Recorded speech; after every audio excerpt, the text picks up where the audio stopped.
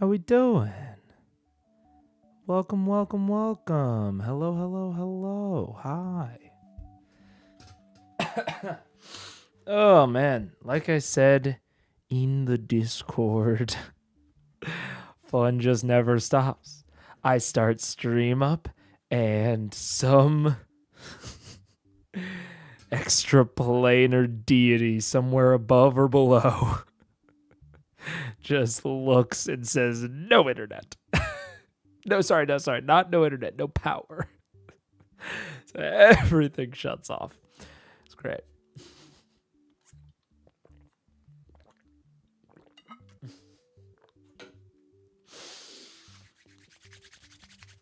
Hello. So, voice feels okay. I wasn't quite sure about it yesterday. And it feels fine. But I know that if stream goes as long as it did on like Monday, it will not feel fine. But I'm recovering faster and faster.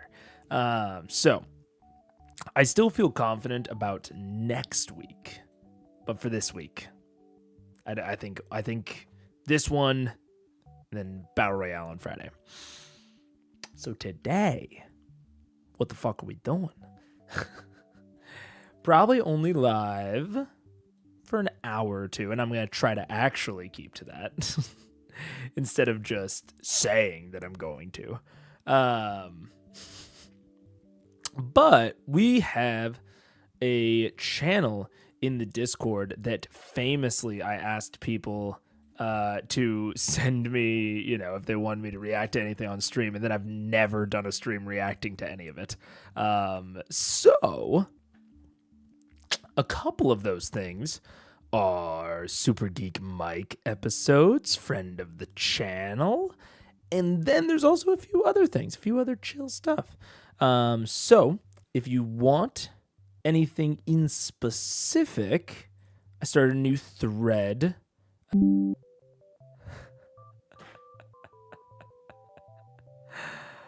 What the fuck?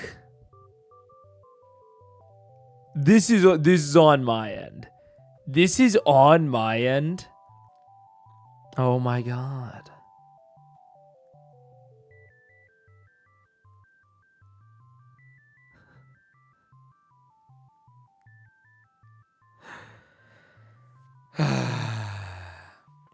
Okay, so I think I know what's happening. I think I know. The only problem is I don't want to say I can't say, but it's a little specific and possibly doxy about where I live. So I will just say I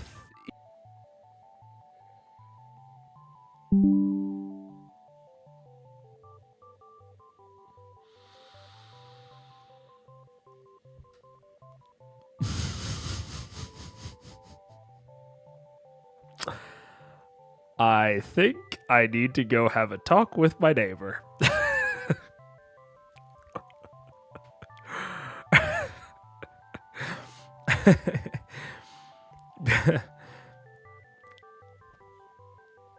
Whatever ancient artifact you stole, put it back.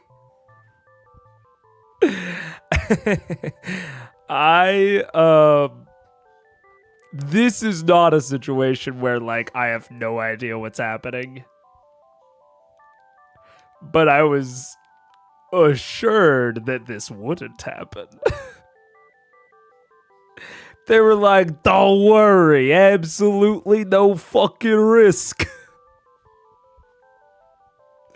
And I also don't really have any say over what's going on. God. What have I missed? Me fucking the universe smacking down my desire to stream. No stream.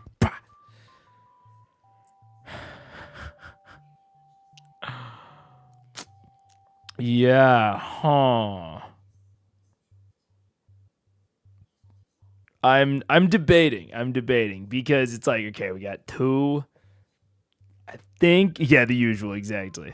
I think I'm gonna work on a 3 strikes you're out sort of system because I let me see if that's them texting me. 1 second. Nope, it's not. Okay. Yeah, I don't know. None of this should be happening. They were like, "Hey, we're gonna be doing this stuff," and I was like, "That sounds like it might knock out the power."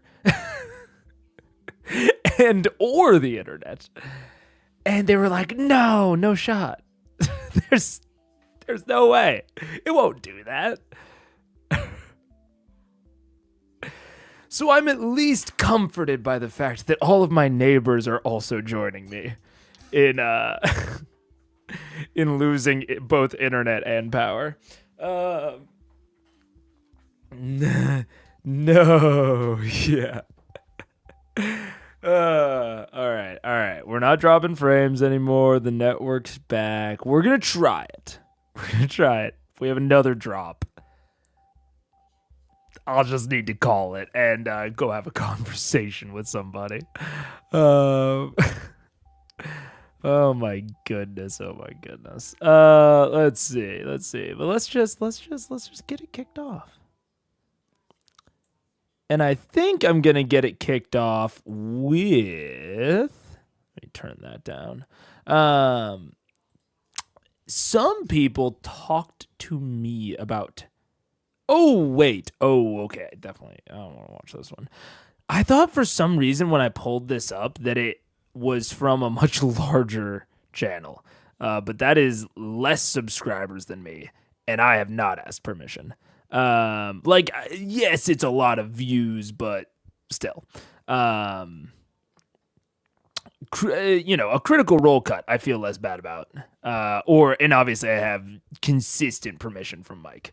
So I think I'm just going to start off with this bad boy. And then wait, where did you guys go? Do I have to refresh? What happened? Oh, there we go. That's the one I sent. Oh, okay. Yeah, I was gonna do it. But like I said, I thought it was from a person with more.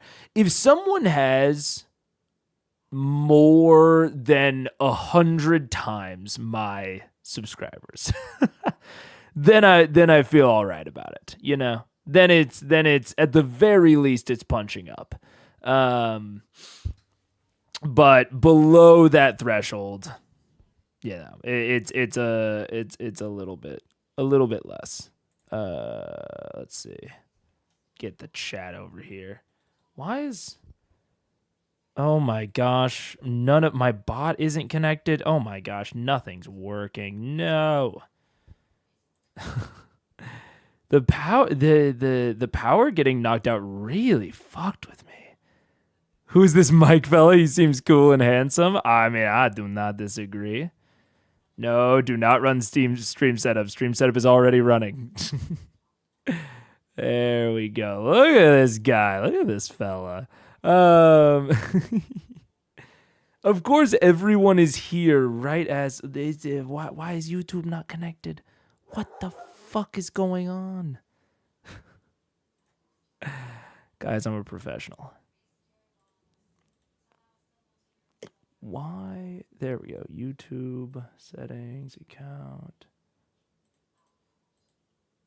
It just can't. Now it can't even connect to my YouTube account. What the fuck, dude? This is going crazy. It's the Warlock patron himself. Hello. Okay. I have an alternative solution. Oh my god, YouTube dashboard won't even load for me. What's going on? This is crazy. Okay, wait. We got it. Okay. No, but it's not. I'm gonna go insane. The reason I think that now everything is messing up is because I went I didn't like do like a soft restart of my computer after it messed up. But now, okay. We got Truffle. We're back, I think. Yeah, there we go. Look at that. We've got chat up. Hello. Oh my God. Is conversation code? Will you need an alibi? No. Working on a funny little mega vid. That's me. What up? Did you really give Mega permission? I legitimately asked Mike for blanket permission for all of his videos. So I've got it.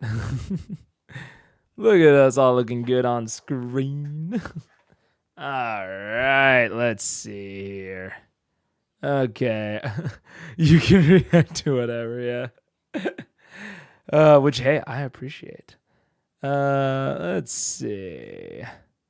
Okay, so that's there. We're all good.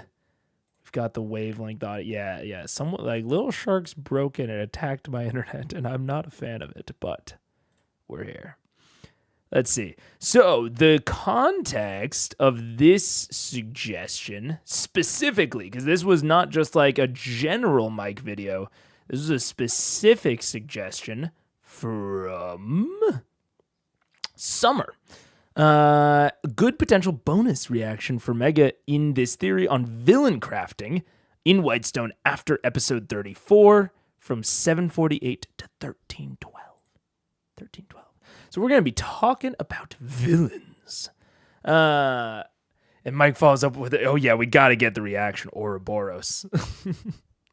All right, so let's see. Because actually, crafting villains, honestly, isn't something that I talk too much about, I don't think. Like, I haven't really talked about the Chroma Conclave and, like, their crafting and how they're presented beyond, like, oh, they're novel. Like, they're different, which I like. And that I liked Silas's stat block.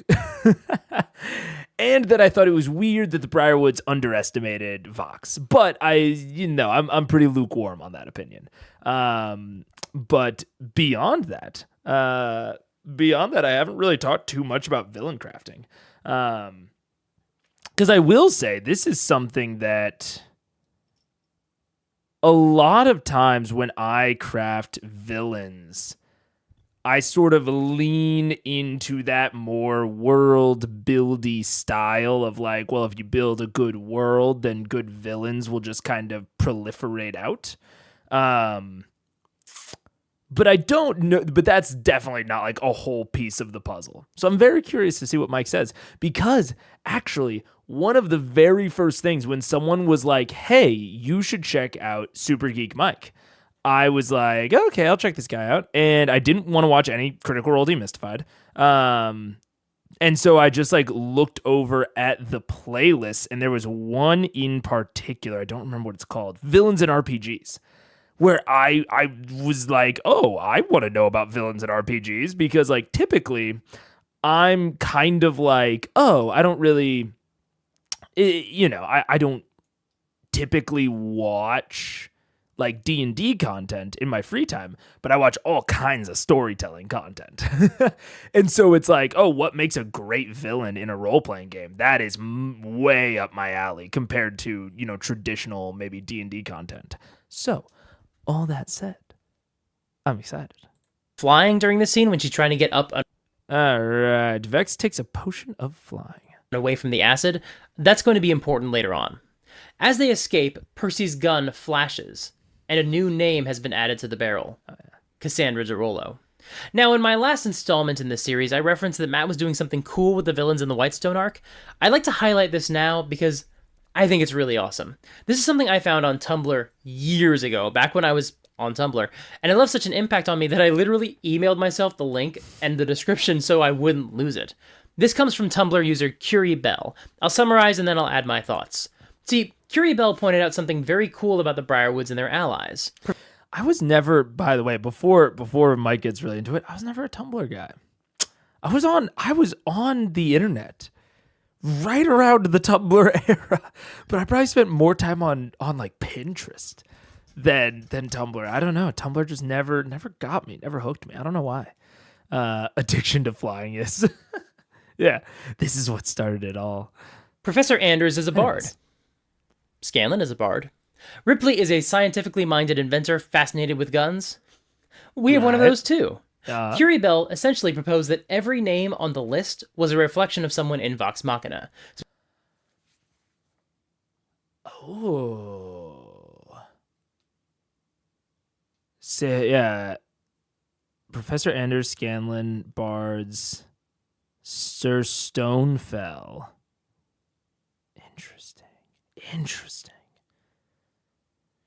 You know, it's really funny. I was just thinking about something very similar to this in reference to last episode when we were... because I was thinking about my takeaway from last episode, and I thought about something kind of similar to this.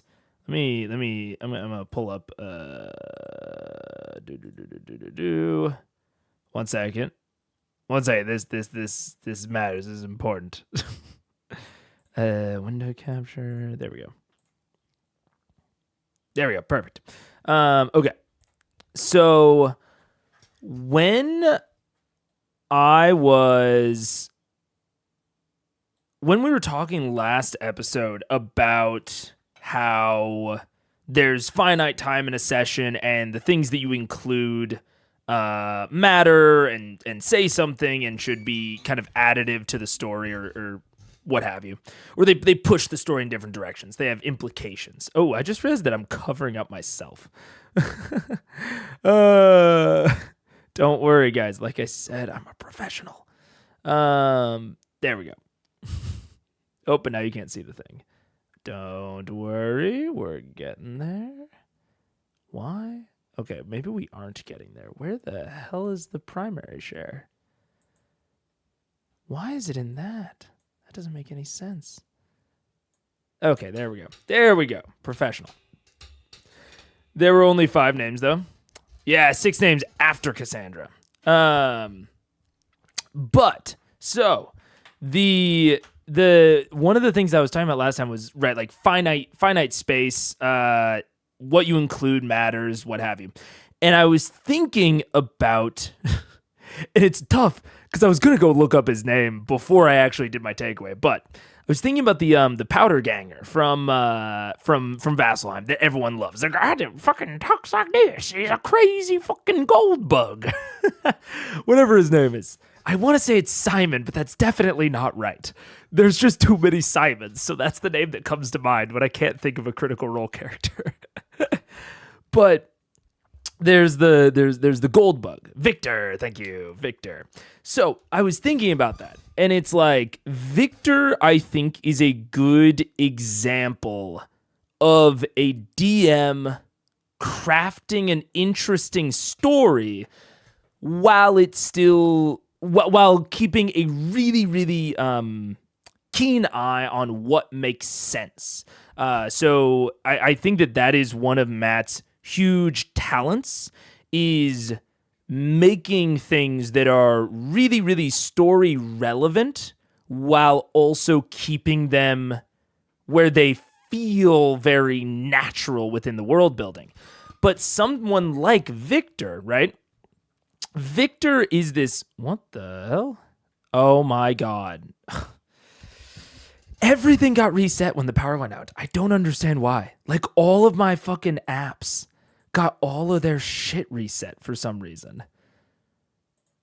Get that over there. There we go. Okay. So, Victor is someone that makes a lot of sense. There are always kind of kooks that will latch on to new or exciting or strange or misunderstood things and really like hyper fixate on them. That's a very common thing and trope throughout all of history. So like just from that angle, Victor existing within the world makes a lot of sense. But the clever part about Victor is that he doesn't just make sense, he is very relevant to the story. Like, it would be weird, or not necessarily weird, but it just wouldn't be as interesting if Victor was obsessed with crystals or residuum. I mean, maybe residuum, but I think residuum would be less interesting than him being like a black powder thing. Like, there are all sorts of things that you can go down the list on. I mean, rare earth metals. I don't know. Like, you could have Victor be insane and obsessed with so many things that aren't necessarily black powder, right? But Victor is interesting to the story because he is a really good foil for showing that, like, Percy, or maybe not foil, but he's a good way of showing that Percy is like on the cusp of something very breaking edge, very like out there, very, you know, he's on the bleeding edge of technology, to the point where the only people that are also into it are kooks and shady government agents like Ripley. You know, like those, Victor being there is a great way to characterize Percy and to give him something to play off of, while also making sense. And I think that that's something that I'm going to try to figure out how to refine it a little bit more for the takeaway. But I think that's something that Matt is very, very good at. But I also think that sometimes he hides a bit too much behind the "it makes sense" thing and doesn't acknowledge the fact that he still chose to do it. Like, yes, Victor makes sense, but also he was constructed because Percy's in the party. Like, if Percy wasn't in the party, they probably never meet Victor. Or if Percy is not into gunpowder, Victor's probably not relevant, you know? And not only would they just not meet him, he probably just wouldn't exist. So, even though it makes sense for him to exist. So, all that being said, I really like this idea of constructing villains that very specifically, or at least thematically, kind of mirror your cast of characters. I think that's very, yeah, I don't know. That's very interesting. Oh wait, how can I want to get this out of the group. There we go. Sorry, OBS stuff. I'm very interested to see where Mike goes with this, because this is something that I never even picked up on. But the moment that he says it, it's like, oh yeah, the thematics are there. It reminds me a lot of JoJo Part 5, of like a lot of the villains in JoJo's Part 5 really directly mirror members of the base cast. And that has a lot of emotional impact on your players, whether they consciously realize it or not. Like, seeing basically dark, twisted versions of themselves, like essentially who they could have been if they had made different choices, is very interesting. Again, even if the players don't consciously realize it. So I'm interested to see what Mike says about it. Specifically, the 6 members who were journeying to Whitestone back in episode 28. She focused on the names on the list, which is why somebody like Count Tyleri is not on this list in the Tumblr article. Pike also doesn't have a dark mirror in this theory because she wasn't really part of the campaign when the arc kicked off. Now, I'll leave a link to this full theory in the description, but I'm going to springboard off of this and make my own connections, because I think we get some more accurate or interesting connections if we leave Percy's list behind and expand our scope to include all of the new nobles in Whitestone. And to be fair, not all of them have a mirror. I mean, because there's like the big evil like brute that they end up sparing at the end. There's also the person that they end up not that I think would be more of an analog to Grog. And then there's another one. Yeah, interesting. Mirror in Vox Machina. There are more than 8 villains in Whitestone, so we have some extras who don't line up with our heroes. This explains why we have somebody like Count Tyleri, who is just a noble who was turned into a vampire. That character doesn't represent the opposite nega version of a Vox Machina party member. It's just the logical extension of the idea of a vampire ruling the city through intimidation and gaslighting. Someone like Tyleri would come to pass through that circumstance. Now let's start with one of the most obvious examples, at least from my perspective. I think Grog's counterpart is Duke Vedmire. He's the only... What? Hey, look, I don't have a high intelligence stat. I just get my eldritch knowledge from my patron. What can I say? The other Goliath we've seen in the campaign so far who wasn't a member of Grog's herd, and the first Goliath we've actually seen in the livestream, so I think his connection to Grog is very obvious. Likewise, I think Vex's counterpart is the archer they saw in the forest when they first arrived, Countess Jasna Grabin. The party completely bypassed her, so we don't get to see her in action. She kind of never plays a role in the campaign, but she wields a bow and arrow, and she commands wolves, and so I think that links her to Vex and Trinket. Like we already said, Anders is Scanlan. It's not just that he's a bard, but he also makes his first appearance threatening a woman at knife point, something very much unlike our Scanlan, marking him as Scanlan's. It's very funny seeing the like contrasting art. I've seen all of like the Vox Machina art, but Foil. Remember, as discussed in my Van Richten's video, a villain can be a mirror of the heroes either because they share an ideology or because they have opposite ideologies. This seems to be the latter. Scanlan would not threaten a woman that way. Ripley is the... I think to slightly expand on that, I think some of the most interesting foils are when it is both. I think it is often when they share an ideology and don't at the same time. Like, I think when they don't share an ideology, like Scanlan and Anders, I think some of the best occurrences of that are when the person being foiled, like Scanlan, can see how they could have been Anders. You know, they can imagine a few different circumstances or a few different things happening to them and them becoming what Anders currently is.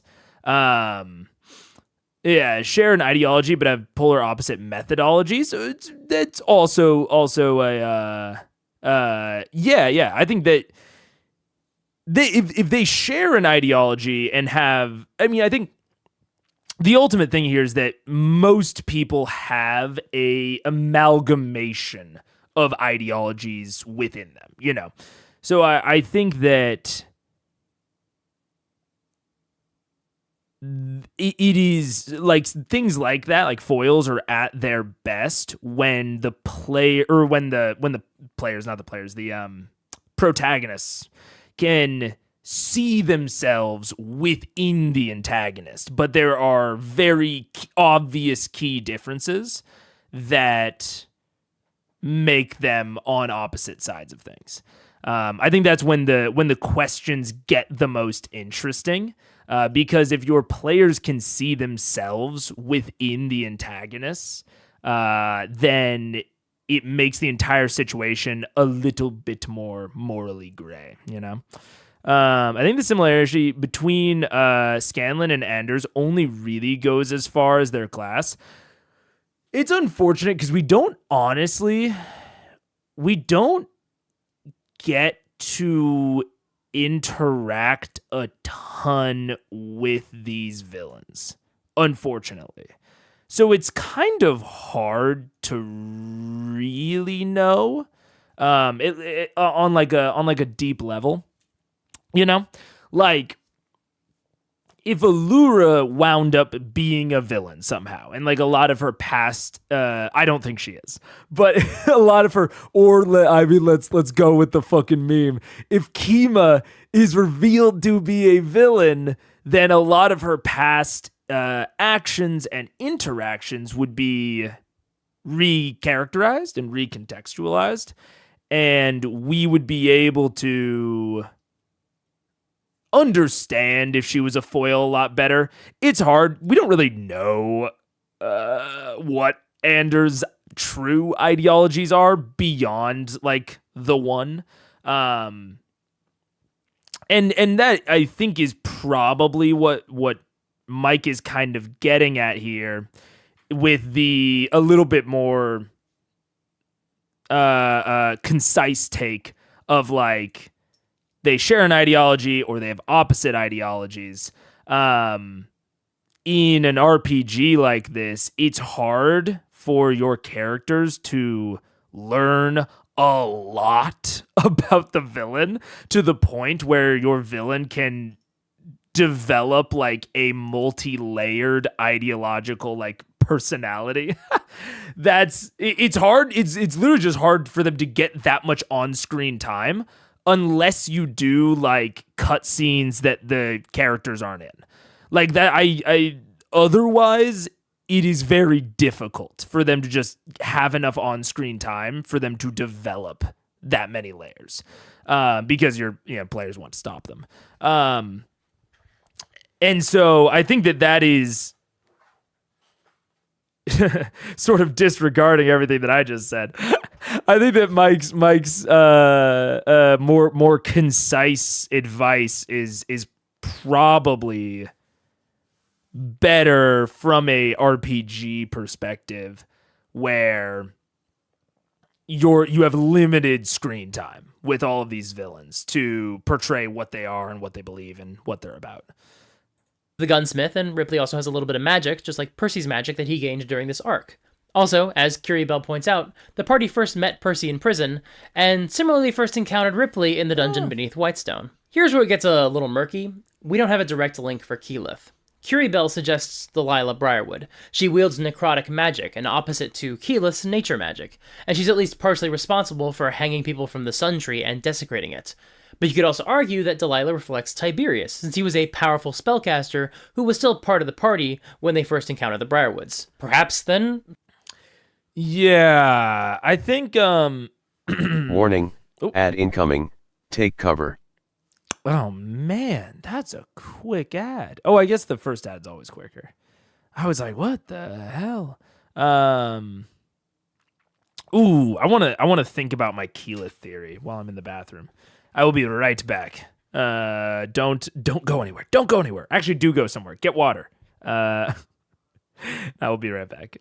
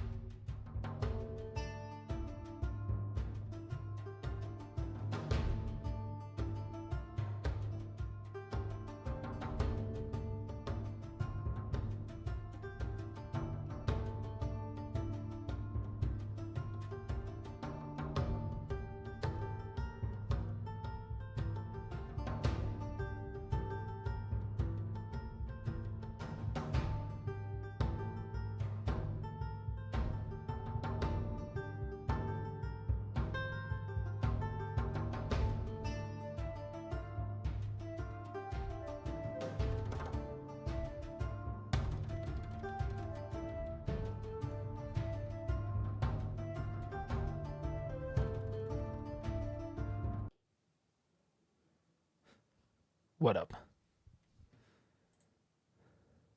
Oh, I've got a lot. The macros are working out good, but I need a little bit more out of them. Ugh. I think we still got a minute on the on the old Twitch ad side of things. I think my goal will be to or not my goal, but my soft stop will be to end stream before the next ad. to try and keep myself keep the voice good. I would argue before he links Keyleth and Silas, I actually would argue that Keyleth. Oh wait, God, I almost started again before the ad's over on Twitch. Dang it, Twitch.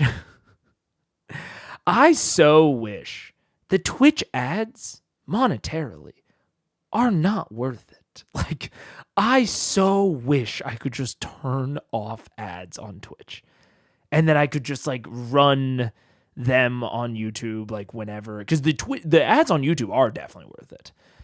But if I don't fucking run them, they put on pre-rolls that I don't make any money off of. It's crazy. Anyways, I would actually stick with the original comparison of Delilah and Keyleth, because in the same way, I've defended necromancy before, at least in comparison to something that I view as much more fucked up, like mind control enchantment magic.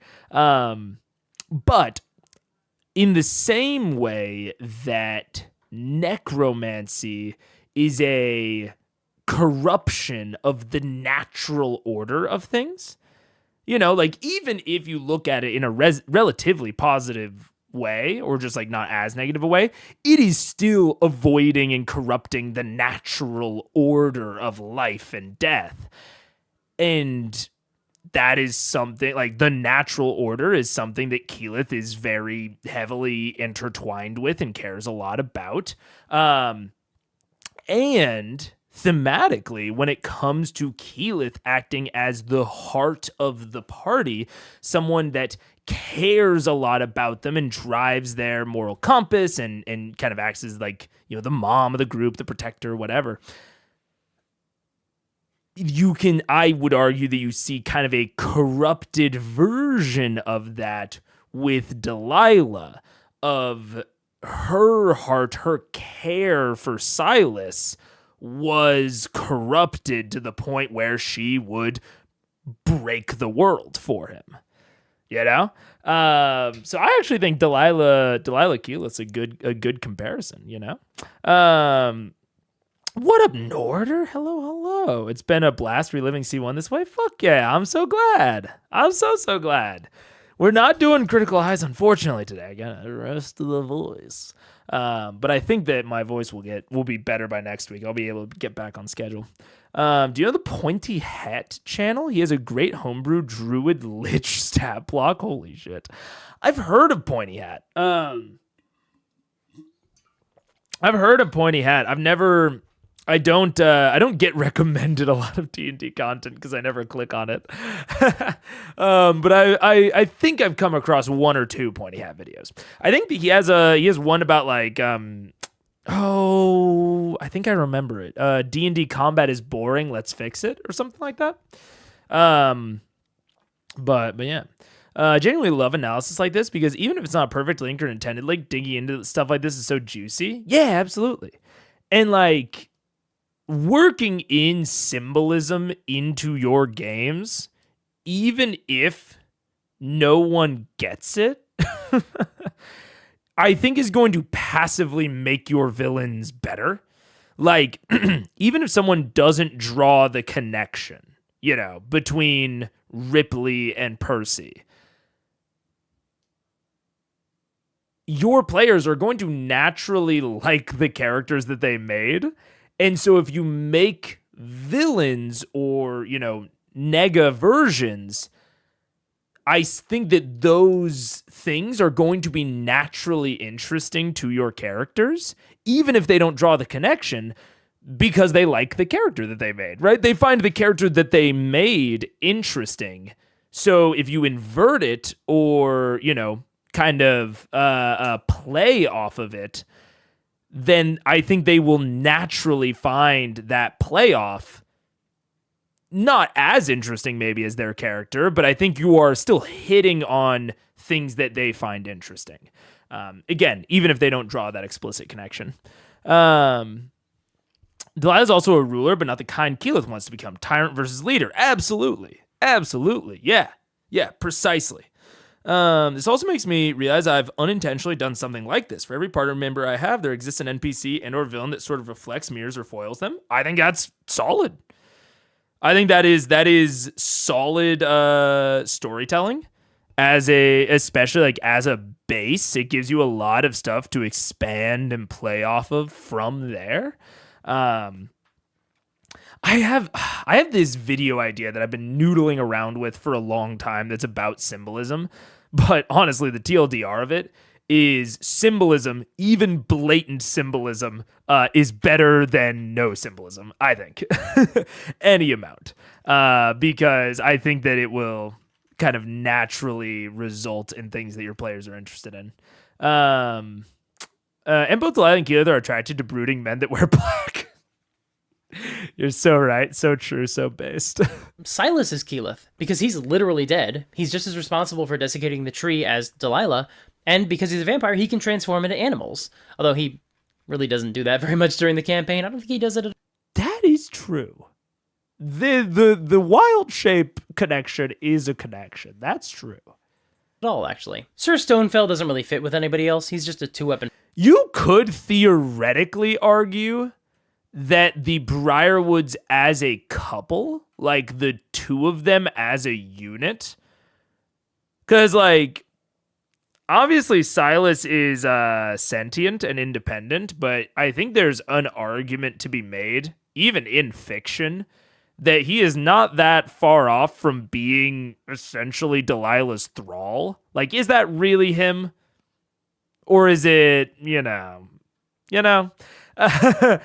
And so if you look at them as a unit, it's sort of an inversion of this, where Keyleth's love and care for the people and the world around her sometimes leads her into conflict with her friends. Like, she cares about them being better than they are. She cares about, yes, their safety, but she also cares about like their impact on the world.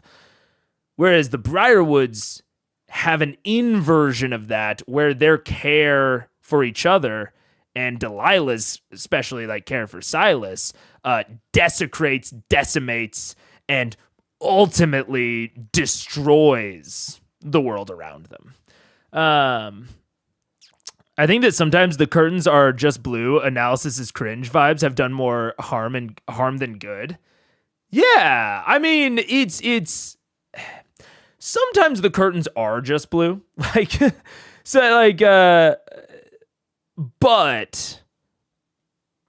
I don't think there's any. I don't think there's much harm. I don't want to say any, but I don't think there's much harm in over-analysis. And I think that it's inarguable that, like, subtext does exist. Like, regardless of anything, things have emotional subconscious impacts on us, whether we know it or not. Whether we think about it or not. So, like, I think that it's very reasonable to say, hey, I think that your analysis is wrong and dumb and bad.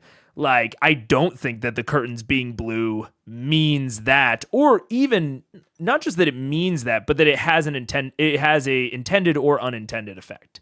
Because the curtains being blue rather than red, I don't even know what you're referencing. I'm just going off what you're saying. But like, even in that case, it doesn't matter whether or not the DM intended for the blue curtains to have an effect. The fact that they're blue and not red does have a subtextual effect. Again, you can argue what that effect is. You can argue the magnitude of it, like whether or not it's like negligible, essentially. But it's not nothing. The fact that it's blue means that it's not green. And that does do something. So, I mean, I think that like thinking through that sort of stuff is still is valuable. This is the only parallel to draw. Silas's trinket. Yeah, Silas's trinket, exactly. I said that just as you said it, lol. The whole sometimes the curtains are just blue is a popular saying to scoff at media analysis, basically implying that you shouldn't question why the author wrote about the curtains being blue. Oh, yeah, I mean, I think I will... Yeah, under the assumption that the author might not have intended a meaning to the color. That's very possible. Like, I think that it's a, like, with the refugees last session, I talked about how I thought that the refugees were a further hook towards Westrun. I think it's very possible. I won't even say possible. I think likely that Matt did not intend the refugees being introduced when they were as a Westrun hook. Like I fully would. I would say it's likely that he did not intend that. But I also still think that it was. So, I think when I actually, I don't disagree that sometimes maybe people go a little bit overboard on intentionality. But analyzing things for their effect, I think, is very, very worthwhile, The bad thing is it's sort of turned into a shorthand to dismiss the need for value / and media analysis. If that makes sense. Like people say sometimes the curtains are just blue to discredit how people feel about harmful tropes. Well, I think that that's even more into what I'm saying is it's like, regardless of whether or not you intend for something to be harmful or to cause harm or whatever, whether or not you meant for the curtains being blue to mean something, they always do. It's just an argument of what they mean and how serious that meaning is, or the magnitude of that meaning. You know what I'm saying? It's there's a it's the yeah. I don't want to get down into that rabbit hole, but yeah. It's essentially an anti-intellectual meme mocking people for finding meaning and metaphor in small details. Yeah, and it's a it is a that sort of thing. I think when you get too far into the intention of something, like intention matters. I think intention matters when we're discussing maybe the type of culpability or responsibility that people have when they create something. But it also, separately, there can also be separate effect regardless of intention. Which is, I think, a big thing that sort of thing misses. Is it's like, yeah, sometimes the curtains are just blue. Sometimes Matt just creates two hot, sexy vampires that have no corollary and and are not meant to mirror or reflect anything. But if they do, on accident, that still has an effect. You know what I'm saying? So whether or not he means for the refugees to be a hook, I still think, based on my analysis, that they are. And that has a certain effect on his players and the way that they play the game. It's kind of like him abstracting travel so much and like really shrinking the amount of time that it takes for them to get certain places. I don't think his intention is to devalue any certain spells, but it does devalue spells like Windwalk or like Find the Path. Right, those exploration type spells are devalued. That's not his intention, I don't think, at least. But That's the effect. Not tracking rations has the effect of devaluing Goodberry. Like, these things can have effects totally separate from their intention. And so analyzing those effects is almost more necessary, even if you don't know what the intention is. Yeah. The only harm in that analysis comes when you use that analysis to tell the creator they're wrong about the thing they created. You may take something else from it, but they're not wrong. Multiple things can be true. Yeah, absolutely. Their interpretation is no less valuable than yours. Yeah, the impact that a work has on you is as valid as anyone else's, including the author's. And if an author says, I did not intend for the curtains being blue to have that effect, that is valid. I think that can just fully be true. But I think even then, it's even more worthwhile to have that media analysis to tell the author, hey, you may not have intended the curtains being blue to mean this, but this is the effect that it had on me. And if that's not the intended effect that the author meant to have, then it's good for the author to know that for like their next project and their next book. It's very good to understand the type of effect that your words have on people. The way I almost threw my headphones across the room from the neck popping. Sorry about that.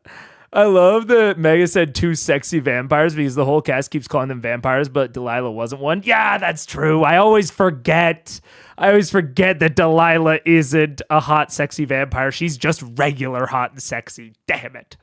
I always forget. You're getting really close to death of the author idea. Yeah, we're kind of circling around that of like death of the author, intention of the author, what the context that a work was written in. There's a whole well of discussion here that has been covered by lots and lots of people. Yeah. Will you be covering Daggerheart 1.4? I'll probably do a stream about it. Yeah. At least a short one. I think the 1.4, from what I heard, was relatively short. At least I don't know when I'll cover it, but it'll definitely be coming. Yet they will continue to say Whitestone was invaded by vampires because I guess Whitestone was invaded by vampire doesn't sound as dramatic. It doesn't sound as dramatic when you use the singular. That's true, Mike. A hot goth necromancer lady and her vampire boyfriend. Her vampire soulmate, Ink Charm. Excuse you. Fighter. Curie Bell suggests he represents Vex because he manages the money in town, but I don't think Stonefell has a pairing. Well, to be more accurate, I think we're maybe meant to assume Stonefell represents Vax, since Vax also wields 2 blades at a time. But Vax has another foil. Because here's where this theory gets really juicy and why I wanted to share it. This is fully Curie Bell's epiphany, and it has stuck in my mind for 7 years. Because Cassandra is a rogue, just like Vax. But she also does something that Vax would never do. She betrays her sibling. This makes her his perfect opposite. This isn't just an awesome thing Matt did because it was fun. It serves 2 purposes.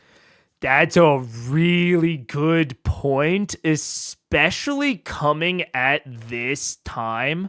When at this point in Vax's personal arc, he is struggling so much with identity. He's still struggling with identity at where in the Chroma Conclave, with everything. But here he's really struggling with who he is. He's like, man, will I just do anything? Do I have any direction? Do I have any reason for doing what I do? And there is a very direct comparison to Cassandra of, Vax, maybe you'll do X, Y, and Z. Maybe you don't have a lot of lines in the sand, but this is one line that Vax would never cross, to the point of not only would he never betray his sibling, but he gives up not just his life, but like maybe ostensibly his soul and his eternal life. Like it's kind of the exact opposite of Cassandra saves her current mortal life by betraying her sibling, whereas Vax, a few episodes later, by few I mean like 10, gives up his eternal life to save his sisters. Yeah, that is a really, and it's again, who knows how purposeful it was, but that's a really good example of like, if you do think through that sort of symbology, it can make certain characters really compelling to one another. Yeah. Oh. First, it turns the other Briarwood allies in town into mini-bosses that will actually be worthy of the time their individual fights take. Using the heroes as inspiration also gives each villain something unique about them that Matt can build off of to make a more unique encounter. And it opens the door for new ways that the other players might have an emotional response to these villains, which helps to further hook them into the story, and keep this from becoming the Percy show for 12 sessions. I could see Matt being worried that Travis, for example, wouldn't have an awesome enemy he would be excited to fight for a good stretch of the campaign, but he knows that that's a really good point, because I remember going into the Briarwood arc, I was very worried about about it becoming the Percy show. And the further we got into it, the less I felt like that. Like, the more that they encountered things and people in Whitestone, the less I actually got worried about the Percy show. And frankly, I didn't consciously realize that until now. But I think that's a really, really good point, is that, yeah, basing these, like, it's not like every villain is some warped reflection of some aspect of Percy. You have this ultimate goal of Percy's, and along the way, all of the lieutenants can be something, very interesting or engaging for one of the other members of the party. It's a great point. It is also interesting, now that I think about it, that this is total coincidence, but it is sort of ironic that Vax is the one that gets caught and mind controlled by the Briarwoods. And ultimately, when he breaks out, eventually Cassandra also breaks their spell, essentially. It's kind of interesting. Definitely not intended, because Matt could not have predicted that he was going to Misty step behind the Briarwoods. But very ironic. She's goddess of death. I think she'd get her hands on Vax's soul anyway if she wanted. True, but he offered it up, which I think has more implications. It's like a willing soul that was like gained as part of a bargain. I feel like there's a lot of,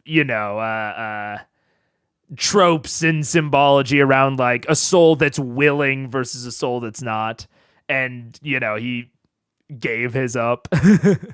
Grog is always keeping an eye out for powerful fighters to square off against, and he's always keeping an eye out for Goliaths. So he might make Vedmire a Goliath specifically to give Grog somebody to square off against. Of course, he had no way of knowing that he didn't need to worry about that. Grog would wind up being delighted by every horrible thing Vox Machina did to the nobles. And then, once they entered Whitestone Castle, Travis gave Cassandra the side-eye for 2 full episodes, not trusting her at all. He was fully invested in the story. But I also want to point out that this is something we can do in our own games. See, Matt invented some of these characters, but others, the Briarwoods, Anders, Ripley, Cassandra, and Stonefell, were given to him through Percy's backstory. Taliesin came up with those characters, and even though he didn't really give them any class levels, he gave Matt their names and just a little bit about their dynamic with each other, and maybe with Percy. But Matt took those and decided to turn them into reflections of our heroes, and fill out the cast with more characters to keep the players entertained and occupied as they moved through the city. And that's a really good encapsulation of like taking something that makes sense and then making it interesting for the story that you're telling. Like Victor, taking something that makes sense, a kook that is accidentally on the cusp of a new technology, and making it specific and interesting to the story. So taking these characters from Percy's backstory that would make sense. Taliesin knows that they're here. He's rewarding Taliesin for going into his backstory and giving him a lot of things to interact with, but fleshing it all out in a way that is more interesting for the story. Because as a DM, you have full control over how things are fleshed out. Like making the map maker one of the figures in the stone garden. There's like it makes sense. Yeah, the map maker's traveling around, he's making maps. But Matt fully decided where he went, and the fact that, they lost to the basilisk instead of escaping. That was something that Matt did to make the story more interesting. So you start out with something that makes sense. These are characters that Taliesin has put in that he knows about and he has a dynamic with, and he'll be able to interact with in an interesting way. And then you flesh it out. Once it makes sense, you flesh it out to then be extra interesting for the story that you're telling. And the game that you're running. Yeah. We can do the same thing in our games. We can even do this with pre-written adventures. Nothing is sacred except for one thing: the fun of our players. But also, sometimes we do these things because they entertain us. And that's fine too. They sneak ahead and they see the ziggurat ahead of them. All right, was that the end of the villain discussion? I think it was. Okay. Incorporating Sarenrae into a pantheon that doesn't need her. Oh, lol. That's a hot chapter title. Woo. Okay. Okay, cool. Man, I have about half an hour. I'm wondering. Oh,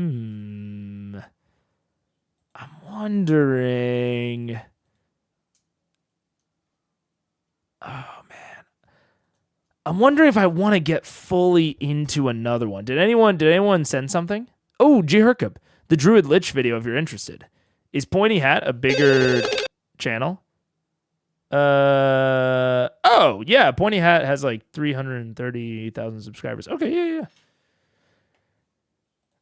I mean, not to say that it's like okay to steal or okay to not ask permission, but I will admit to feeling less immediate responsibility for people that are much, much bigger than me. Interesting. Okay. I also wonder, unless they say not to, because I actually have seen this in the description where people are like, "Hey, reach out." No, okay. Let's see. Yeah. I'm interested. Let's up the playback just a skosh,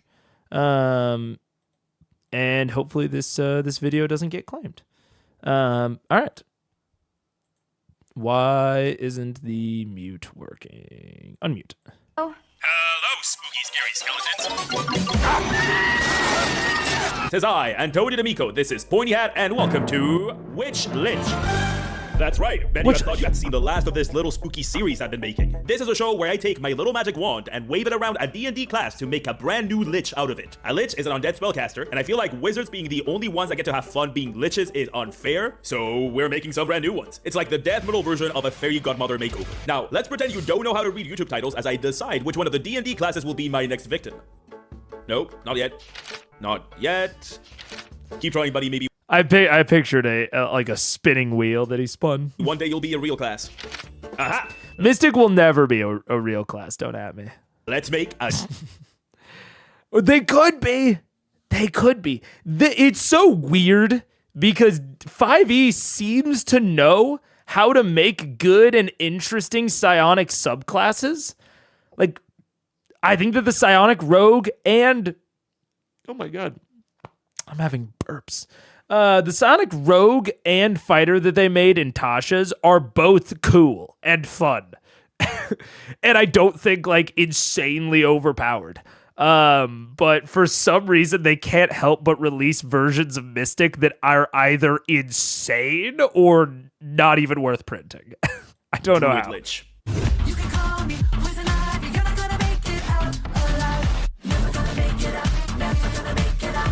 We've made the Intoner, the Bard Lich that remains immortal as long as someone remembers their magnum opus. We've made the Hierarch, the Sorcerer Lich that stays alive as long as the descendants from their bloodline are alive. And based on the many comments on my Hierarch video, y'all... Those are both cool. Oh, I like that. As long as someone remembers their memory, as long as people from their bloodline. I want to see a Druid Lich real bad, and I always aim to please. So let's go. Oh, and also, watch those Lich videos if you haven't. I'm pretty proud of them, and the reception for both the Intoner and the Hierarch is beyond anything I could have possibly wished for. They are, to date, the two concepts I've made for the channel that people have enjoyed the most, I think. I get messages about how people are using them in their games on a daily basis, and that's honestly amazing, and everything I wish for when I do these silly little videos of mine. So let's see what we can do with some good old Druids. So a little introduction on how we give a class the Lich treatment around these parts. In order for something to feel like a Lich, it has to 1. Deliberately choose undeath. What distinguishes Liches from the many other undead monsters in the Dragon game is choice. Once again, not interested in mental gymnastics about how someone could maybe possibly be forced into Lichdom. To me, Lichdom is a conscious choice to become immortal. Liches are not wights reanimated by their hatred, they are not vampires reanimated by horniness, they choose undeath. Number 2, follow a ritual. Lichdom... I agree. I fully agree. I think that like there was even it was either a discussion or I want to say it was a discussion on stream where we were talking about the ethics and the morality of Lichdom, where it's like, how do they stay alive, what have you. But I fully agree that the core of a Lich is that they actively engaged in pursuing this Lichdom. Like, I think that's the core defining trait. You can have a vampire that pursued it, but you can't have a Lich that didn't pursue it. I fully agree. It's a not necessarily a square circle situation, but sort of around there. I feel like the problem with Mystics is that they don't fit into the systems that exist in D&D. Like, we have spells and spell slots, but Mystic come with their whole separate thing. I mean, you can... It's tough, because there are ways to bend the spells and spell slots and stuff. Like, man, I reference Warlocks too much. But it's like Warlocks have invocations and, you know, the pact casting obviously is relatively different from traditional spell casting that other classes have. And I have made I've frequently made the argument that I really, really wish that sorcerers did not have spell slots. I really wish that sorcerers just had all of their spell slots converted into sorcery points, and then sorcery points were used for meta magic and casting spells, and they just, like, a different level just costs a different number of points. Like, there are ways you can massage. There are ways you can massage the system, I think, to make it work. And, like, we have stuff like Key. Like, Key is essentially, you know, points-based magic, sort of separate from the spell slot system. So I think there are ways you can work it in. You just have to have some conceit for why they're most powerful abilities. Like, you can have passively, like, small abilities that are, you know, the equivalent of cantrips, or maybe something even slightly more powerful, like a Warlock invocation, being able to, like, Mask of Many Faces, right? That's a relatively powerful passive, but it's something that they have a limited amount of choices on. So you can have, like, small passives, but then their biggest abilities need to be able to be used up within a day. They need to get tired. I think that's the biggest thing, is you can't have them just able to do all their stuff all the time. But also, they can't get too tired. Because ultimately, D&D is a resource management game. Like, that's the core of how it, like, utilizes its resources. And so you have to have that built into the Mystic somehow. I think at least Source shouldn't have to use material components. Yeah, I think that's totally fair. But I think the thing is that material components are such a meme already that they don't feel the need to even specify that. Will I become a lich when clone is a thing? Normally, liches are more resilient than a clone. Generally. Like, a lich's phylactery is typically more resilient than a clone's body. So I think that's my big generalized answer. Same reason Thanos didn't make extra resources, because sacrificing other living beings doesn't bother you. Yeah, and it's much easier to hide a lich relic than a clone jar. Yeah, totally. If a spell has a gold cost component, Sorks don't get it, though. Oh, that could be interesting. Yeah, I can see where you're going with that. Yeah. Is the result of a ritual. This further emphasizes the whole use their free will to choose undeath, but also makes it possible for players to choose this path. The moment you put a lich on the table is the moment where a player's edgy senses awaken from slumber. And the one question awakens in their mind. Can I do that though? Ritual allows the answer to be... Dude, same shit as vampires or werewolves. I think vampires is actually less common, weirdly, but every time I've put a werewolf in my game, people immediately wonder. If they can actually contract lycanthropy.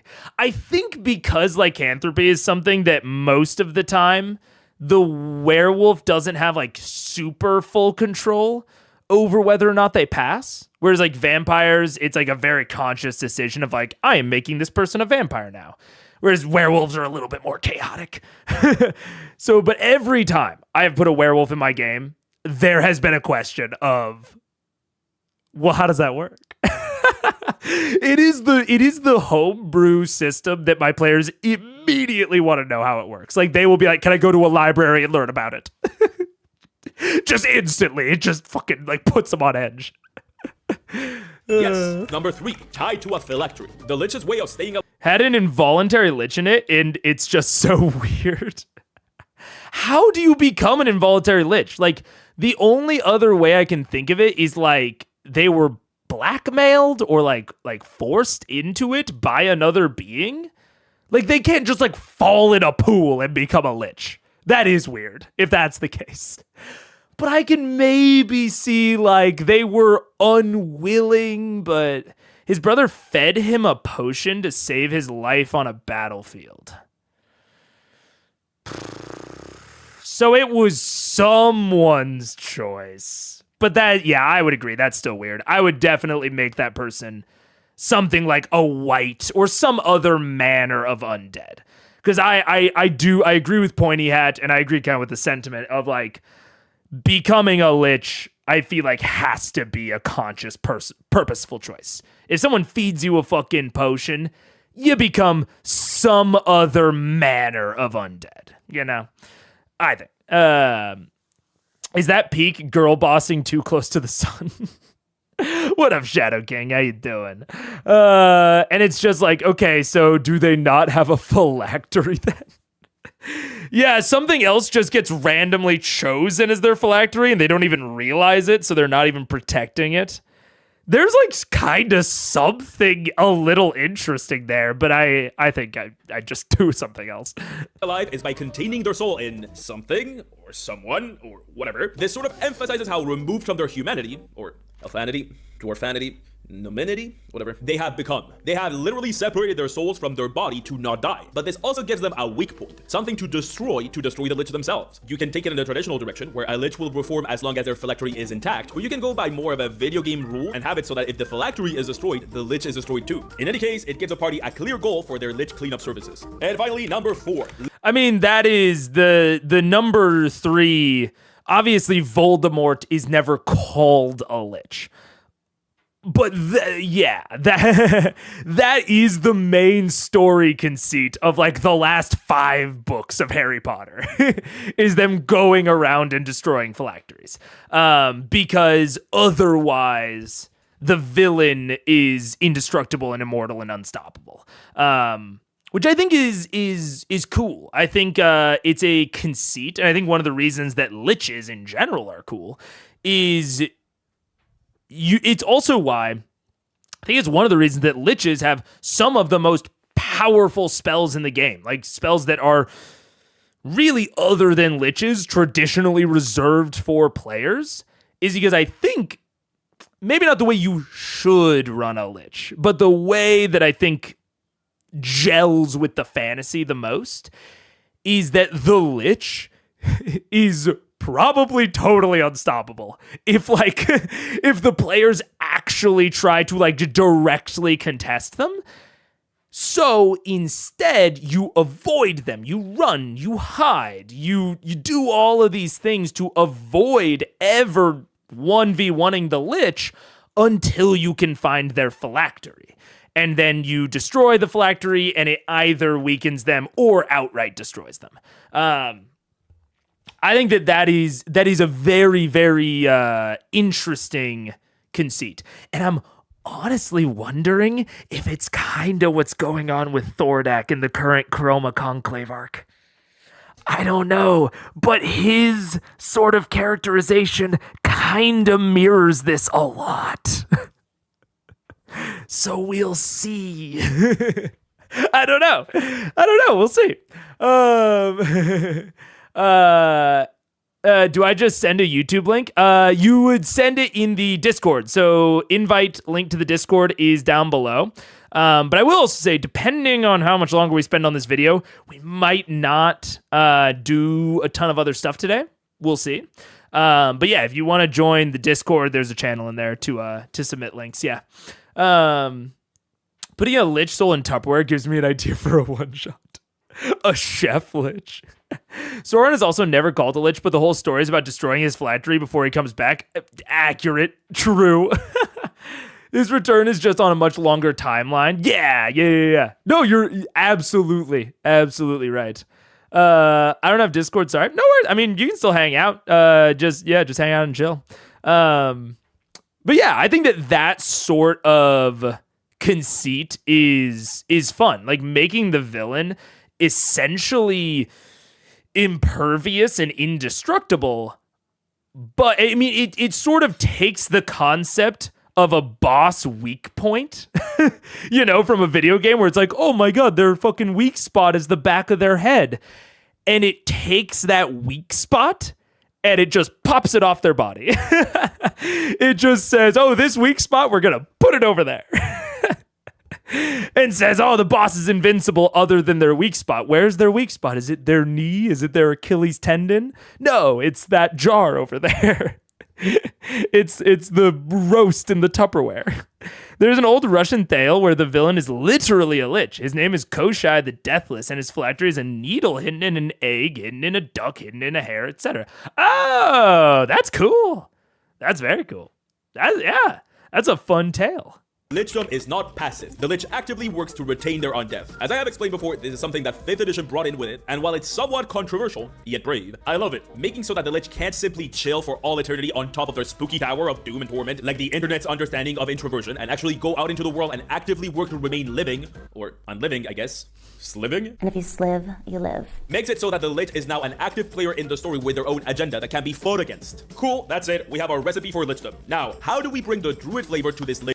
I definitely think that Lichdom not being passive, I don't think is necessary for... I don't think it's ultimately necessary for the core formula, but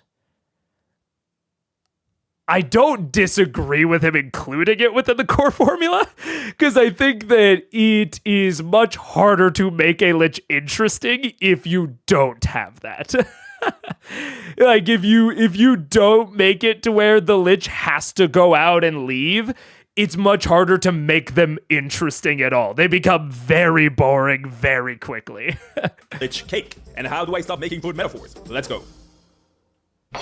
So I've made a whole video about druids, explaining all about what their deal is. It's a good video. I give you a whole subclass for it at the end. It's the city druid subclass, and spoiler alert, the Lich I'm making kind of goes against everything that subclass stood for, so go check it out if you haven't, or if you need a refresher on what a druid is, you can click on the little eye on the top right corner of this video, or you can go to www.watchmycontentorelse.com. But let's see what parts of the druid buffet we're picking to make our druid Lich platter. There was That's Kayla. food metaphor, goddamn. So druids are intrinsically tied to nature and its magical granola powers. Nature is literally their source of power, the reason why druids can cast magic at all. Druids therefore act as protectors of nature, either because they believe it's the right thing to do, or because they are literally tasked with doing so. Now, if you know druids, you already know what the biggest hurdle of making a druid lich is. Powerful druids are basically immortal already. Not really, but functionally, yes really. All druids gain the ability Timeless Body at level 18, and this is what makes them basically immortal. For every 10 years that pass, the druid only ages 1 year. Now, imagine if this druid is an elf, or a dwarf, or a gnome, or any of the extremely long-lived races of D&D. We're talking actual thousands of years here. That's basically on par with Acererak,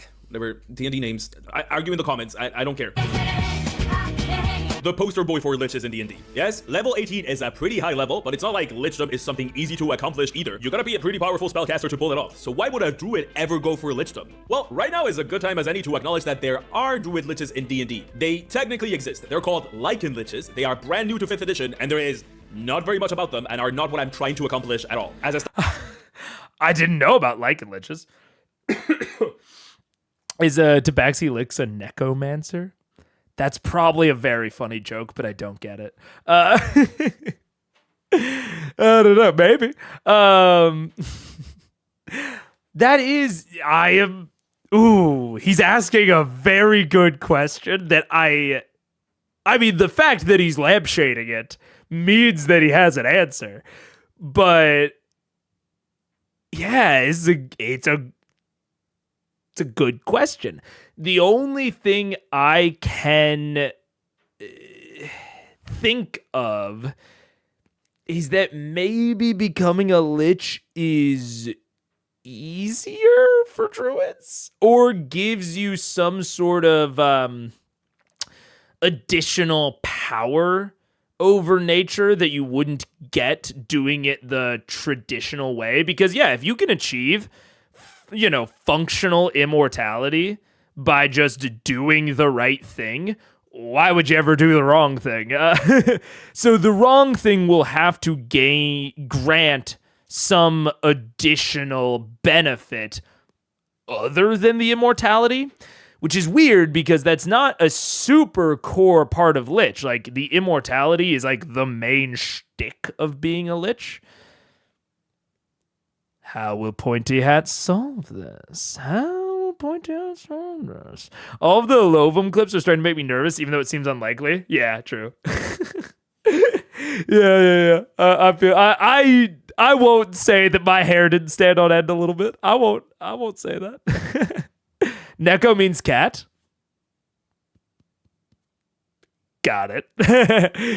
Then yes, Dr. Hoovy. Stat block, we don't get very much at all. We basically just get they are druid liches, and that's pretty much it. Fortunately, one of these lichen liches has a whole adventure to herself. She's the one that introduced the concept in 5e in the Candlekeep Mysteries book, so we can get some more details from that adventure. Spoilers, by the way, for this super specific adventure in this years-old book. I'm gonna talk a bit about it. You've been warned. Go to this time. If you are totally for sure gonna play this someday, it's your time to go. If you care about that, oh boy, I'm gonna spoil it now. Time to get out. 3. Hey, time to get out, everybody, because I will DM this someday. I will probably not play it, so I don't care about spoilers. You've been warned. 2, 1. Dark Vapor is Lucas's dad. Okay, so this lady named Xanthoria, fantasy names, God. Xanthoria lived in a forest that was initially being attacked by undead, and she didn't like that. So she looked for a way to stop them from doing all that. And then she went crazy cuckoo coconuts and shifted her area of research onto becoming undead, since becoming undead seemed like a pretty sweet deal. She then made a deal with a demon whose name I refuse to pronounce until I absolutely have to whenever I... Let me see it. She then made a deal with a demon... I'm gonna one try this, one shot this name. Right now, right here. Whose name I refuse... Zoogtmoy. Zoogtmoy. Can't argue otherwise. Used to pronounce until I absolutely have to whenever I have to make that demon video to learn how to tie her soul to a sprite, a fae being with a much longer lifespan, turning the sprite into her living phylactery and turning herself into a lich. This is fine. I get the sense that this concept was conceived first and foremost as a villain for this adventure rather than to expand what lichdom is and how it affects druids.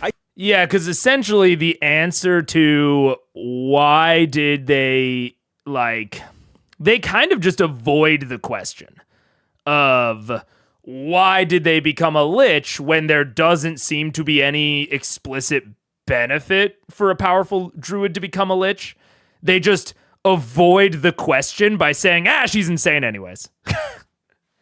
Which I agree with Pointy Hat. He's fine for, this adventure where they're just a villain, whatever. It's like not like the deepest storytelling, but it's fine. But I do think that in general, I don't like the conceit of they did this thing that doesn't make sense because they're crazy. Like, to me, like, it can work in very select circumstances, but most of the time when I see it of like, why did they do it? 'Cause they're crazy. It just comes off as lazy to me. Yeah. I don't know. I see it a lot with BBGs of like, why do they like come in and risk themselves and taunt the party? Or why aren't they acting more intelligently to like subvert the party or to accomplish their goals? It's like, because they're crazy. That's why they're the villain in the first place. And it's like, okay, like that's an answer, but I think it's rarely a good one. I think there are bits and pieces of the Lichen Lich that I like, but ultimately it's not really what I'm looking for, or what I think people look for when they hear Druid Lich. For one, it almost feels like the fact that she was a druid is almost accidental. Like, it feels like this is just another method that anyone could take to become a lich, rather than something a druid specifically would do. I guess it involves the Fae, and druids are sort of, maybe, sometimes... I think there's something there with like making the sprite their living phylactery that's like an interesting thing, but... associated with the Fae? I don't know. It feels like it could have been anything with a long lifespan, to be honest. One thing that also bothers me about the Lichen Lich is that we basically only know of Xanthoria achieving this. And it feels like her path to Lichdom is extremely personal and extremely tied to demonic influence. I sold my soul. Yes. Let it come out. Let that come all the way out. Once again, does not feel like a general druidic way to achieve Lichdom, but rather how I'd like to have a subversive crazy BBG in one of my games, like Joker and Dark Knight. Yeah, where it feels like they're crazy and then they actually do have some sort of goal. I will still say Joker and Dark Knight is an exception to my statement, but I don't... I think that they are an exception because the things around them are so different. I still don't love the Joker and Dark Knight, honestly. Like, I think it's fine, but as something that if I were going to model it, if I were going to try to create my own story around it, because like, I don't want to say that it's fine. Dark Knight's amazing. It's a great movie. Joker's awesome in it. But if I'm trying to model that kind of villain, I would find it very hard to do it convincingly, especially at a D&D table, because it's so hard to make your characters to make your players take things seriously. Like, I kind of talked about this at the during the Sun Tree thing, and me and Mike kind of talked about it in our interview, where it's like players will take the piss, like so often, where if you have someone that is supposed to be intimidating, because I think that's like kind of the core of Joker, is they're not stupid, silly, crazy. They are intimidating crazy. And I think that is I think that's one of the parts that makes Dark Knight Joker interesting, is that they are intimidating and scary. Or he is. I don't know why I'm saying that. Dark Knight Joker is intimidating and scary, and like you are legitimately worried about what he will do next whenever he's in the room. The craziness builds suspense. And I think that's kind of hard to do at a TTRPG table. Like, it is very, very possible. But especially for me, I honestly have trouble building that sort of suspense at my tables naturally with conceits that are less hard to deal with. Like, I think that the crazy conceit is very difficult to execute well. And most often, I think, comes off lazy and not very interesting. None of the Keyless clips are anything you haven't seen in the campaign yet. I'm just not thinking about it. I'm just choosing not to think about it. And I'm going to assume that they are. I checked, it's fine. Sick. Oh man, I'm never on time. Time to do the fast forward. Hell yeah. We got about... How much longer do we have? When's the next ad coming up? The next ad's coming up in 2 minutes? Okay, we're gonna do the next ad. We're gonna finish. We're just gonna finish this video. So we're gonna do this video. We're gonna talk about druid liches, and then we're gonna call it for the day. Man, we only got to like one thing. Hopefully, no one else submitted anything. Okay, no one else submitted anything anyway, so we're good. We're chilling.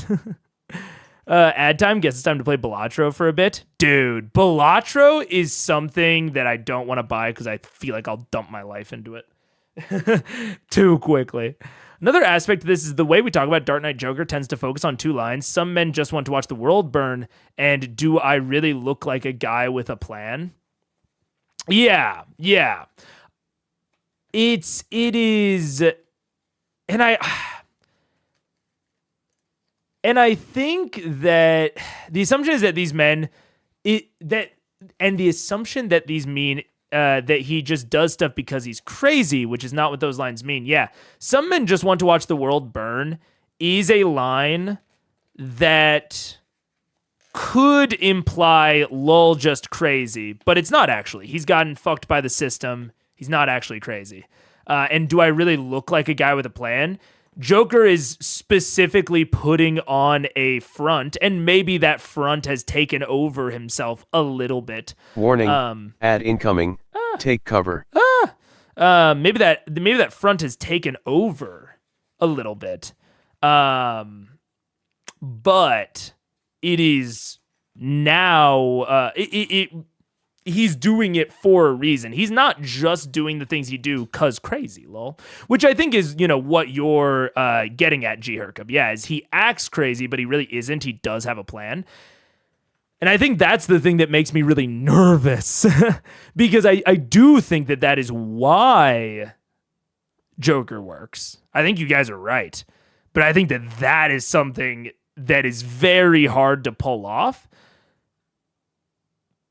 Because like it is hard to make that plan feel convincing, and I truly think that it is hard to efficiently and quickly represent that kind of doomer attitude of they just want to watch the world burn, especially in something like D&D where there are so many ways to like potentially make things better.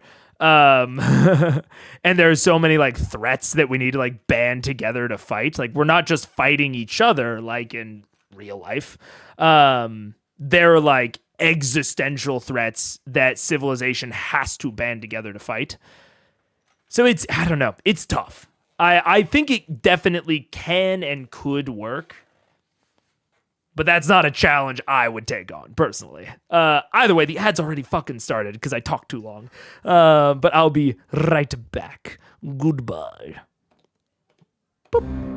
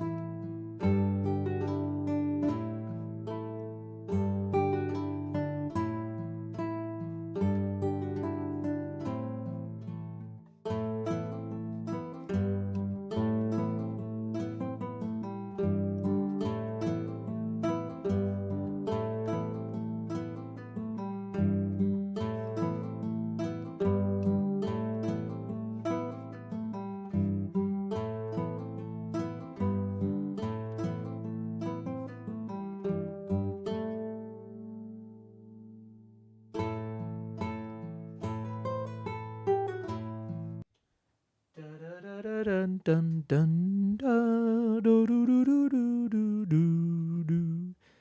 Did you even notice that we were back? Did you even notice that I'd returned, or did you just think that my silky smooth tunes were the music? I did not. Good. That was the goal. We got 8 seconds. Oh my god, I actually timed it right for the first time. It was perfect.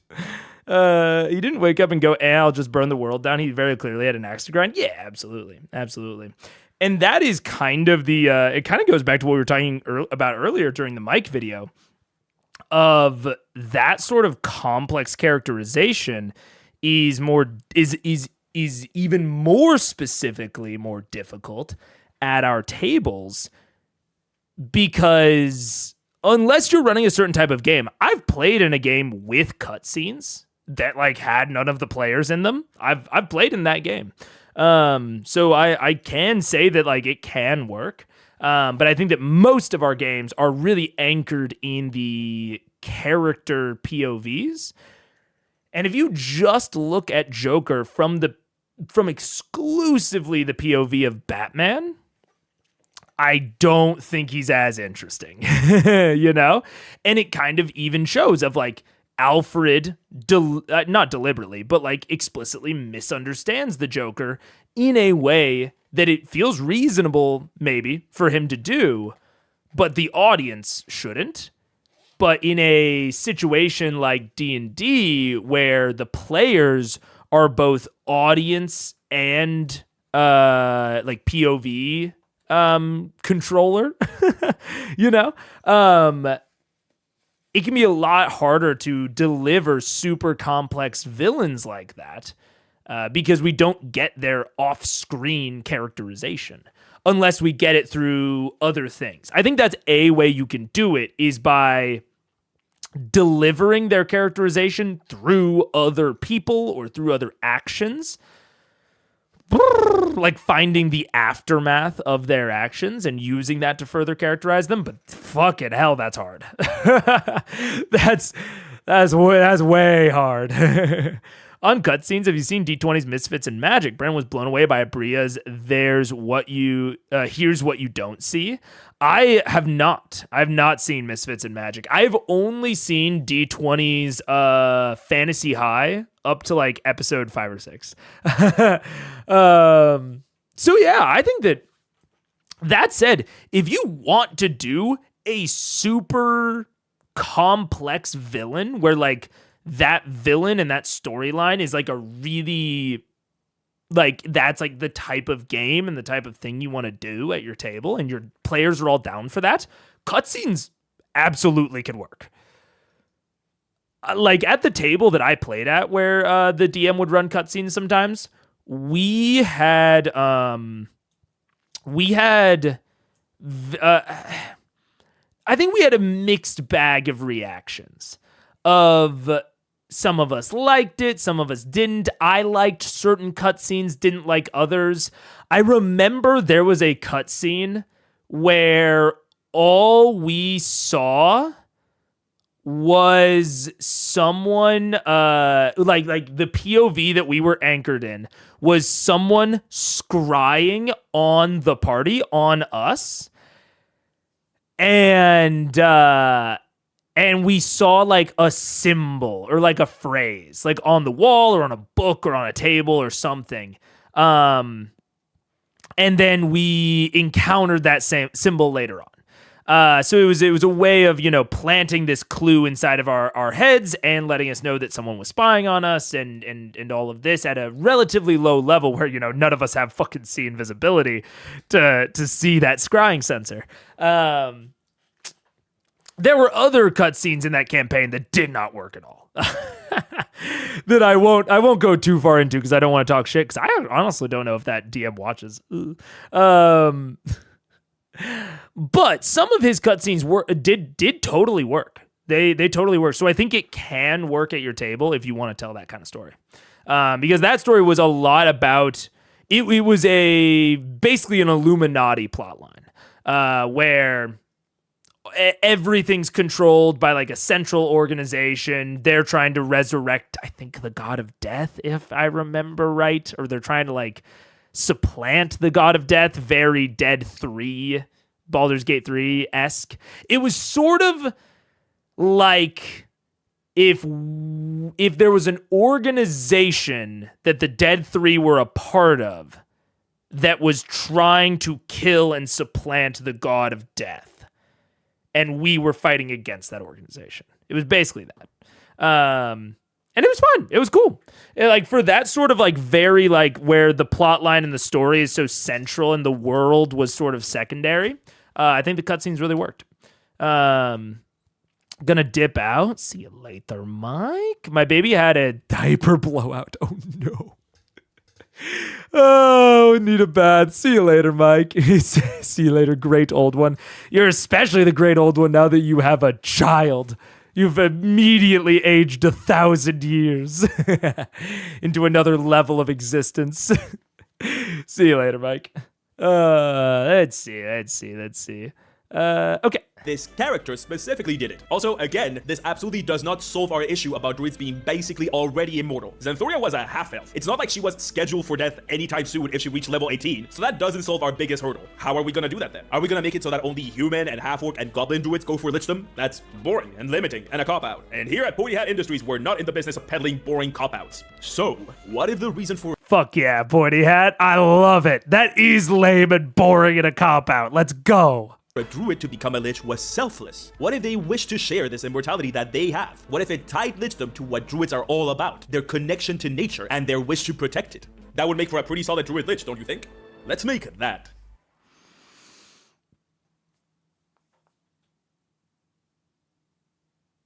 Ooh, well,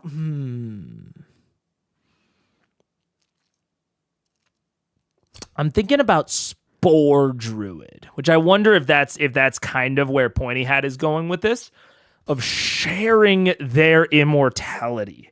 The idea of a lich, you know, is tied into their phylactery, right? So you make like a natural, like spore-like phylactery where basically people can travel to you to be bestowed with immortality if the druid lich deems it so, or they can be bestowed like kind of again. I'm thinking like Circle of Spores-esque, or they can make like a timeless forest where the forest becomes their phylactery, and everyone within the forest is immortal, or just maybe gets the effect of like Timeless Body, where the lich is the only actual immortal one, and then they become like the fucking guardian of this forest, the spirit of the forest. There's a lot of things you could do there with like them being like this essentially like demigod that rules over this kind of immortal forest. It's almost a way to make a little mini Feywild, which is pretty tied in with Druid. Of like, that's a cool idea, Pointy Hat. I'm obviously not sure what he's going for. We'll see it in a second. But all other liches do it to gain immortality. Archdruid already has immortality, essentially. So them becoming the lich allows them to spread it outside of themselves. Ooh. And to defeat a druid lich, you would have to like burn down their forest. Their immortal forest that acts as their phylactery. You would have to burn that shit down. Ooh. Kind of wild, kind of wacky. That could be cool. Once you said Spore Druid, I thought of the one forest that has the giant fungal growth that is going through the entire forest. Yeah, absolutely. And it's like the guardian of, and maybe they even like eventually like fucking like work themselves in and like eventually like start like transforming into a giant tree. Like they meld themselves into the forest to attain this immortality. Like they have to like connect to their phylactery. But cycle of growth, life, decay, and death. Lich Druid nurtures the forest, grows the forest, then sucks the forest dry of life in a period of decay, then regrows. Yeah, that could work. I like this direction. This is a good answer. I don't know what his full answer is, but even just him giving that little piece, very good direction to answer the question of like, why would they do it? When we think of immortality, many of us think not of people, but of the land. Long after we're dead and buried, the trees that grow on the same soil will feast on our bodies and grow even stronger, perennial, immortal. But no one knows how delicate the life of nature is more than the ones that guard it. Nature needs to maintain a constant balance to thrive, to survive. And it only takes someone willing to put that balance at risk for their own selfish motives to destroy it and kill the land that relies on it to remain immortal. Nature cannot defend itself from these attacks, but its druidic guardians can. And when one of these druids is unable to fight off the forces that seek to destroy the land the druid protects, a blight is born. Through a particularly lengthy ritual, the druid melts both their soul and their body to the land they are trying to protect, killing the druid in the process and creating a phylactery, giving rise to a blight. Contrary to other liches, a blight's phylactery is not housed in an object or even in another living being. The blight's phylactery is called a death bloom, and it's not an object or a person, but a place. A place at the heart of the space the druid sought to protect. The place where the ritual to become a blight was performed. This ritual requires such extreme control over nature that only archdruids are known to have performed it successfully. A blight's goal when turning to lichdom is not to extend their own lifespan, but rather to share their immortality and, more importantly, their will with the land they seek to protect at all costs. In melding the druid's soul with the land, they have given the land a way to defend itself against its enemies. The will of the druid and the will of the land are now one and the same, and they can now fight back as one against the forces that threatened them before with a much darker, more powerful magic. In a sense, both the druid and the land have achieved lichdom together, the druid becoming a blight, and the land they have decided to meld with, often called a memorial. Memorials and the Deathbloom phylacteries at their center are as varied as the druids that created them when embracing lichdom. Lichdom transforms memorials into places where nature grows in an unnatural way. Fungi growing tens of feet high, vines that extend for miles, or flowers that cover every surface as far as the eye can see. Yeah, very, very Feywild, a little pocket. And so you would have to like traverse through this like warped landscape to get to the Deathbloom. I think that's I wasn't quite sure about the Death Bloom when he first brought it up, but I do think that if you had it too spread out, like you have to burn down the entire fucking forest, like I said earlier, that might be too much of a hurdle, especially given what we talked about with like liches traditionally being incredibly powerful and difficult to overcome, so you target their phylactery instead. Having the phylactery be too spread out could be a problem, so having this singular thing at the middle of the forest, the Deathbloom, is definitely, I think it's a good call. I think it's a good call for the phylactery. Yeah. A memorial has its own will, and because they are born out of a need to defend itself, it can fight back against those that wish to destroy it, with its mushrooms releasing deadly spores, its vines using their thorns as weapons, or its flowers scattering poisonous pollen. Similarly, the blight that inhabits a memorial can manifest a semblance of their body anywhere in the memorial as a more concentrated form of defense against the intruders, creating a body out of lichen, moss, or flowers anywhere in the memorial. When a druid turns to lichdom and becomes a blight, they have accomplished their goal of protecting the land they were watching over. But in so doing, they have also doomed nature and anything else that isn't part of their memorial. In order for the blight and their memorial to continue to live their own life, they must continuously grow and expand. A blight and the land they have melded their soul with is less of a thriving grove and more of a cancerous...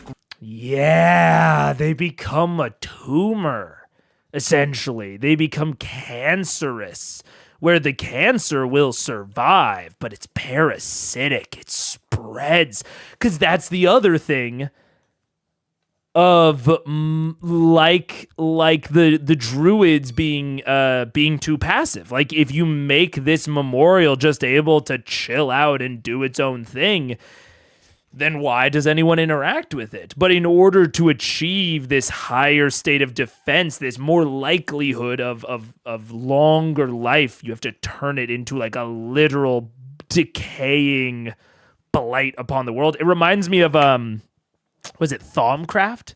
Like warp and blight? Yeah. growth that absorbs anything at its borders as it grows to perpetuate its own life. It consumes and incorporates anything in its vicinity, including other lands. Thriving and diverse ecosystems get taken over and flattened into the homogeneous memorial. The memorial remains untouched by the hands of man and any that wished it harm. But when seeing the constant consumption of the memorial and the destruction of nature at its borders, one has to ask the Blight, was it worth it?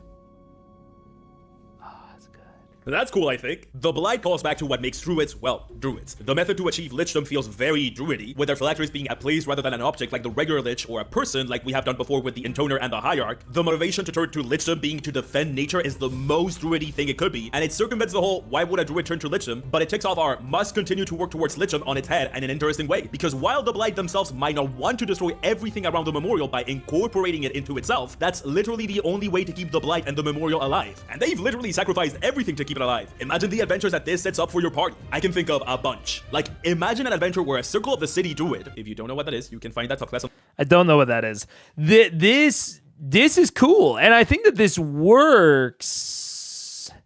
I don't think this works for like a super low level party, but this could work for like a tier 3 or even a tier 4, depending on how big the Blight gets. Because like if you want this to be for a tier 3 party, which could theoretically go after a lich, like they're strong enough to like survive a lich encounter, you know, and maybe get to the death bloom with help. You can have it be on their continent, you know, you can have it be in their area. But if you want it to be the tier 4, you could have it be on another continent that slowly gets overtaken over the course of the campaign. And maybe they get little rumors, little news snippets about odd stories from the West and how there's like odd things coming back, strange plant-based aberrations and seeds that farmers say grow at an increasing rate. It's actually seen as a very good thing. Imports and exports trade with this Western continent blooms throughout tier 1 and tier 2 of your campaign, only to come crashing down when that Western continent is swallowed entirely by the memorial during tier 3. But the party has their own shit that they're dealing with during tier 3. There's a threat to their continent. They can't worry about what's happening across the ocean. And besides, their advisors tell them that's linked to that continent. It's plant-based. It's not going to cross the ocean until it fucking does. And they not only have to defend their continent from the memorial from across the sea, they then have to cross the ocean and deeper into this land as the world around them gets more and more fucked up until they have a final cool boss battle at the memorial center, kill the Death Bloom, and save the world in tier 4. I think that's cool. That works. A single coconut. It's just a one coconut. Well, yeah, and you can have absolutely like some stuff about invasive species in there. Yeah. How much personality a pointy hat with googly eyes has? He does indeed. I agree. What if you're the PC or one of your players play a blighted druid early on, and side quests and actions the party takes feeds into this blight, all the while early on at low level they're being chased by someone chasing their blight druid friend, only to find out it's that player's actual PC. The blighted druid leaves and the new character joins. I think that idea absolutely could work, but you have to, if you were going to run that sort of thing, I would consider how to do a traitor well, and you'll have to consider how to hide maybe the more disastrous implications of the Blight Druid in the Memorial. And you would also need to look into good and smooth ways to transition, because they're essentially going to, one of their characters is essentially going to die. And they're going to just start playing a new character in this party. So you would have to, discuss that pretty hard. But the only other thing that I don't know about with that is that one of the things about lichdom is that it is traditionally very hard to achieve. So if you I think you would want to do this towards the early to mid areas of your campaign if you're going to have a character switch like that.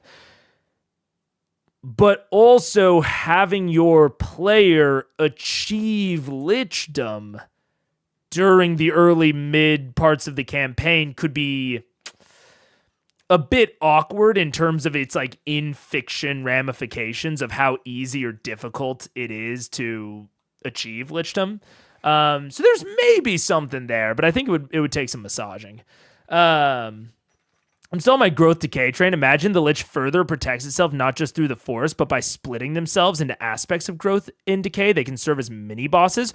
Oh my gosh. Well, Pointy Hat talking about how the druid can manifest itself. It's avatar anywhere within the memorial. You could absolutely have it be where the druid's personality gets split across the memorial so that it can more easily manage the different parts of its domain.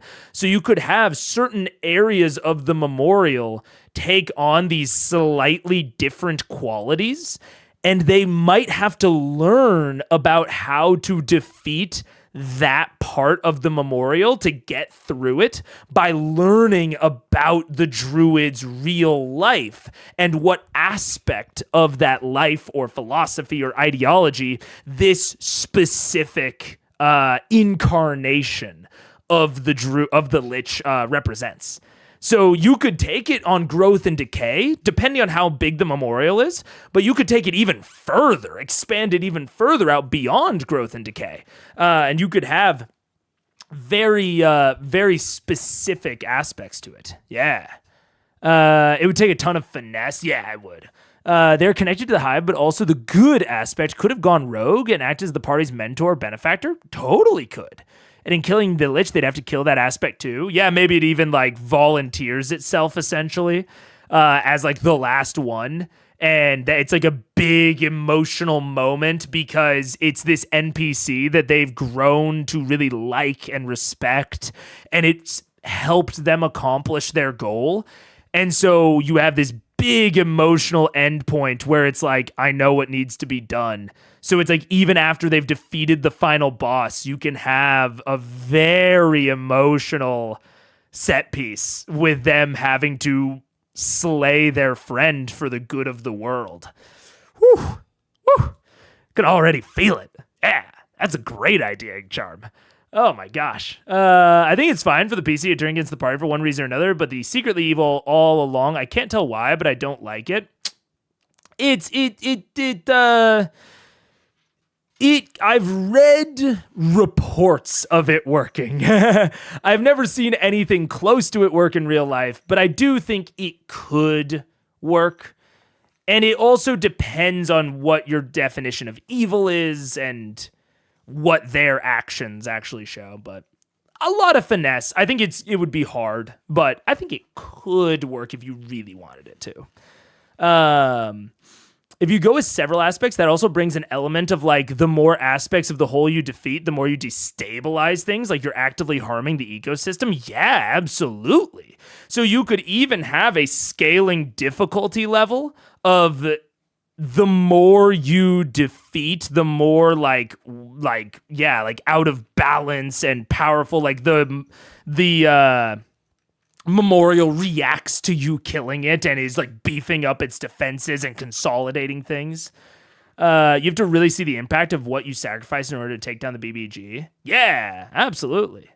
This is a cool idea. This is a cool idea. A Circle of the City Druid was once the ruler of a country whose citizens lived and relied on nature in a perfectly symbiotic relationship, with their cities being marvels of bioengineering. But when a particularly militaristic neighboring country declared war on them, they weren't strong enough to fight them off. So the Druid ruler turned herself into a blight and the entire country into a memorial.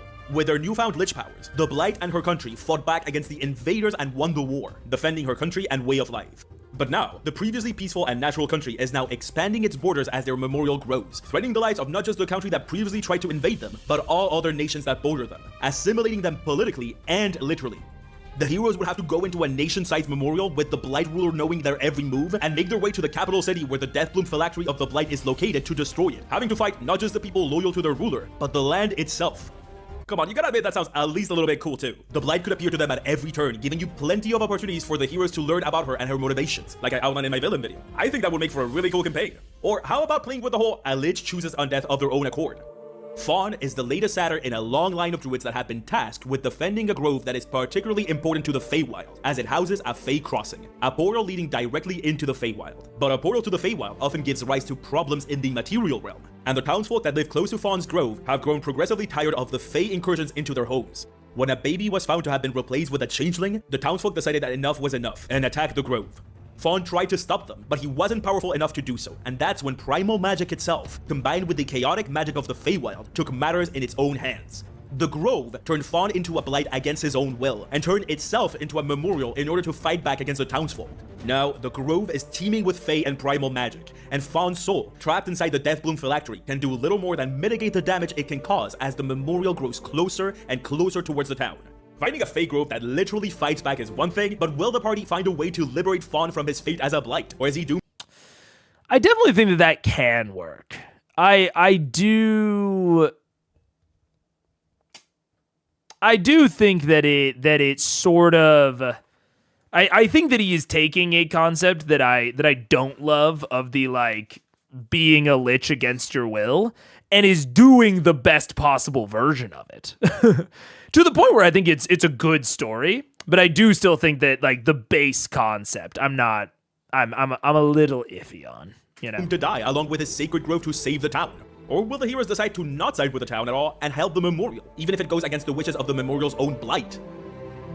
I don't know. You do, if you decide to play that. Hey, if my druid player was going to be missing for a bunch of sessions for whatever reason, I would definitely conspire with them to set up a small arc just like this one. So yeah, it's just a shame that the Blight and the Memorial live only in the grove that is this little video. I mean, it's a given that this thing needs not just legendary actions, but of course lair actions. Maybe you could like unlock lair actions the closer you get to the Deathbloom phylactery. Maybe it grows stronger too. That sounds super cool and allows you to meet the Blight at early levels and for them to become more of a threat as the heroes grow in levels and get closer to the Deathbloom. Yeah, good luck writing. The only issue with that of like growing levels the closer they get to the Deathbloom is I wouldn't want this to be a multi-tier arc. Like I would want this to be confined to either like tier 3 or tier 4 because I think that this would be interesting in the same way that like the Feywild is interesting. But I also wouldn't want to have a whole campaign set in the Feywild. Because I think that eventually the exoticness, the strangeness, the weirdness, the wackiness can eventually get a little tired. Like I think eventually players don't want to play in an alien landscape, eventually. Wild Beyond Witchlight left the chat. Look, is Wild Beyond Witchlight supposed to be 1 to 20? Look, I don't know. I'm just saying. I think this would be awesome for like 6 whole levels. But like after that, I don't know. I think this could be This would be really, really, really cool, but I wouldn't want to do like a 1 to 20 against it. But I absolutely think you could do like, I think it would be awesome for like a 4 to 6 level arc. Not levels 4 to 6, but a level interval of 4 to 6 levels. I think it would be so cool. All right, let's keep watching the outro. Got to give him full retention. We don't want to cut out of the video before the end. You got to watch it all the way through. Well, evolving stat block, that's a lot. I'm sure glad not to be the guy that has to do that. But You mean I'm the guy that has to do that? Well, you would be right, because I did. That's right, the evolving stat block of the Blight is in the description of this very video. It's been set up with a ton of lair actions that you can use on their own as the party travels through the memorial, but the Blight unlocks more and more of these lair actions as it manifests closer and closer to the Death Bloom. I'm pretty proud of that little evolving stat block thing, and it's there, sitting in the description of this video for you to grab for free. So go out there, grab a weed whacker, a whole bunch of herbicide, and go fight a druid lich. And that's it. It's chocolate. That's the end of the video. This one this one was a lot. As I said, y'all have been so enthusiastic with the Bard Lich and the Sorcerer Lich that I just had to do another video in this little series. I honestly don't know if I'll be doing more. It depends on how well this video does. So if you like it, now is really the time to pester those around you think would like this to go watch it. Share it on Reddit, share it on Tumblr, share it on Google+, Roblox. I don't know. I would say this is one of my favorite series to do here because I have so much freedom as to what to do, so I'm excited to hopefully do more. Okay, I still have a Feywild video to work on. Yep, still working on that 100k special. I know, it's funny, but you'll see why it's taking so long. For now, I'll see you in the next one. Be respectful with nature, clean up after yourself when you're camping or out there in the wild. What's the corny saying? Take only pictures, leave only footprints. Yep, do that. Live, laugh, love. I wonder if people stay until the end of these ramblings ever. If you do, tell me in the comments. I'm genuinely curious. Okay, thank you. Thank you if you stay. Thank you if you don't. Enough. Bye-bye. Goodbye. Bye. Bye. Mwah. I just want to point out really quick the first thing I looked for. This is a challenge rating 19 creature. Who knows how accurate that is, but CR is already so wibbly wobbly that I'm going to assume it's accurate. I don't see any legendary resistance here. I see 0 legendary resistance. Lots of legendary actions, which are sick. Legendary actions are awesome. But no legendary resistance. It's almost like legendary resistance sucks, and if you can find a way to not use it, you should. Fuck yeah, Pointy Hat. Make it a cool thing without the uncool mechanics. I love it. And I also do like the evolving HP. It's fun. So this is supposed to be the Blight is the incarnation of the Blight. So a destroyed Blight, as long as the place that acts as their death bloom is intact, the Blight can reform a new body. That makes sense. Oh, man. Thank you for sharing this video tonight. Yeah, it was super fun. Thank you, G. Hercub. I didn't know this. I didn't know this channel. This is giving me so much fun ideas. Pointy Hat is one. I've said it before. I don't watch or follow many D&D channels. Pointy Hat is one of the few that I have seen their videos. And I like their stat block design. So I give it a thumbs up. I only ever use CRs for XP. Yeah, absolutely. As you can use it as like ballpark measurements, but we all know that it's not going to be exact. Time to whip out the hold monster. Well, it also works. I will say he's got a bit of an advantage here because it's okay if it dies. You know, I'm interested to see some of the lair actions though. I would genuinely like to use this in a campaign at some point. It's really fucking cool. I don't disagree. Don't forget to like the video. Oh God, you're right. You're actually unironically right because I did really like the video. Wait. Gotta pull up my history. Where is it? I did legitimately like the video, and I need to show that. That was a good video. That was a good ass video. Let's see. Let's just give it a once over before we end. Before we call it here. Aware of the presence, but cannot pit. Oh, fuck yeah! I was wondering about one with the land. I cannot pinpoint their location. I like that because it still gives a use for minions.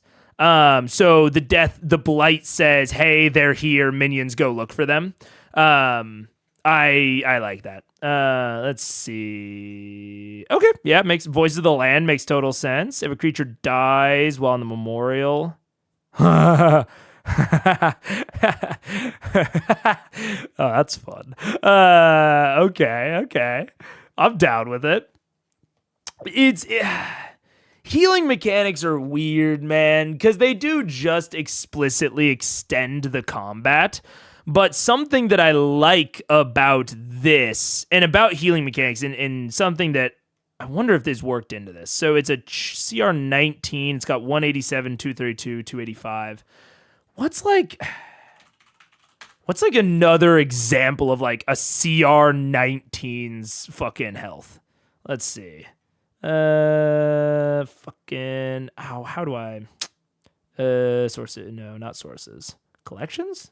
Monsters? Where the fuck am I looking?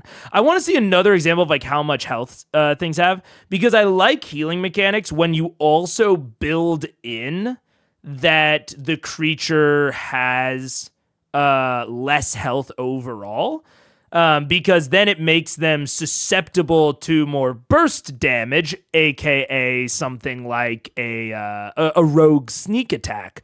While making them more resilient to damage over time, like Witch Bolt or even Fighter Multi-Attack in some interpretations. So I like healing mechanics from that angle. And I'm interested to see... Okay, so Ancient Lunar Dragon has 297, which I think even at the Blight's strongest, it has less. Okay. I like that. Let's check another Prince of the Apocalypse. I don't fucking own any of these books. Ooh, not a lot of health on this bad boy. But he's also a spellcaster, so that kind of makes sense. Tasha the Witch. Ancient Brass Dragons rocking 297. 232. So it seems like I might tune down the health a skosh and play... around this back to soil a little bit more, because I think this is really cool. But I think that it doesn't have a lot of health for a CR19. But obviously that progressively increases. Interesting. Control Shift T. What is Control Shift T? What the fuck? What the... Where? Who is this? Why are you here, Charlie? What's going on? I don't even know what just happened. That was weird. What did you do to my computer, Soul Angel? It gives a lot of value to stealth mechanics to the party. The BBG knows they're there, but they can still find ways to conceal their presence. Yeah, which I love. I think it would be less cool if it could actually like directly pinpoint them. But I do like that it's like within 10-mile radius, it can. Like at that point, we're in the end game now, brother. But on the way, absolutely, it still gives stealth mechanics very similar to what the fuck Chase the Fellowship throughout Lord of the Rings. The Nerugal? Vorugal?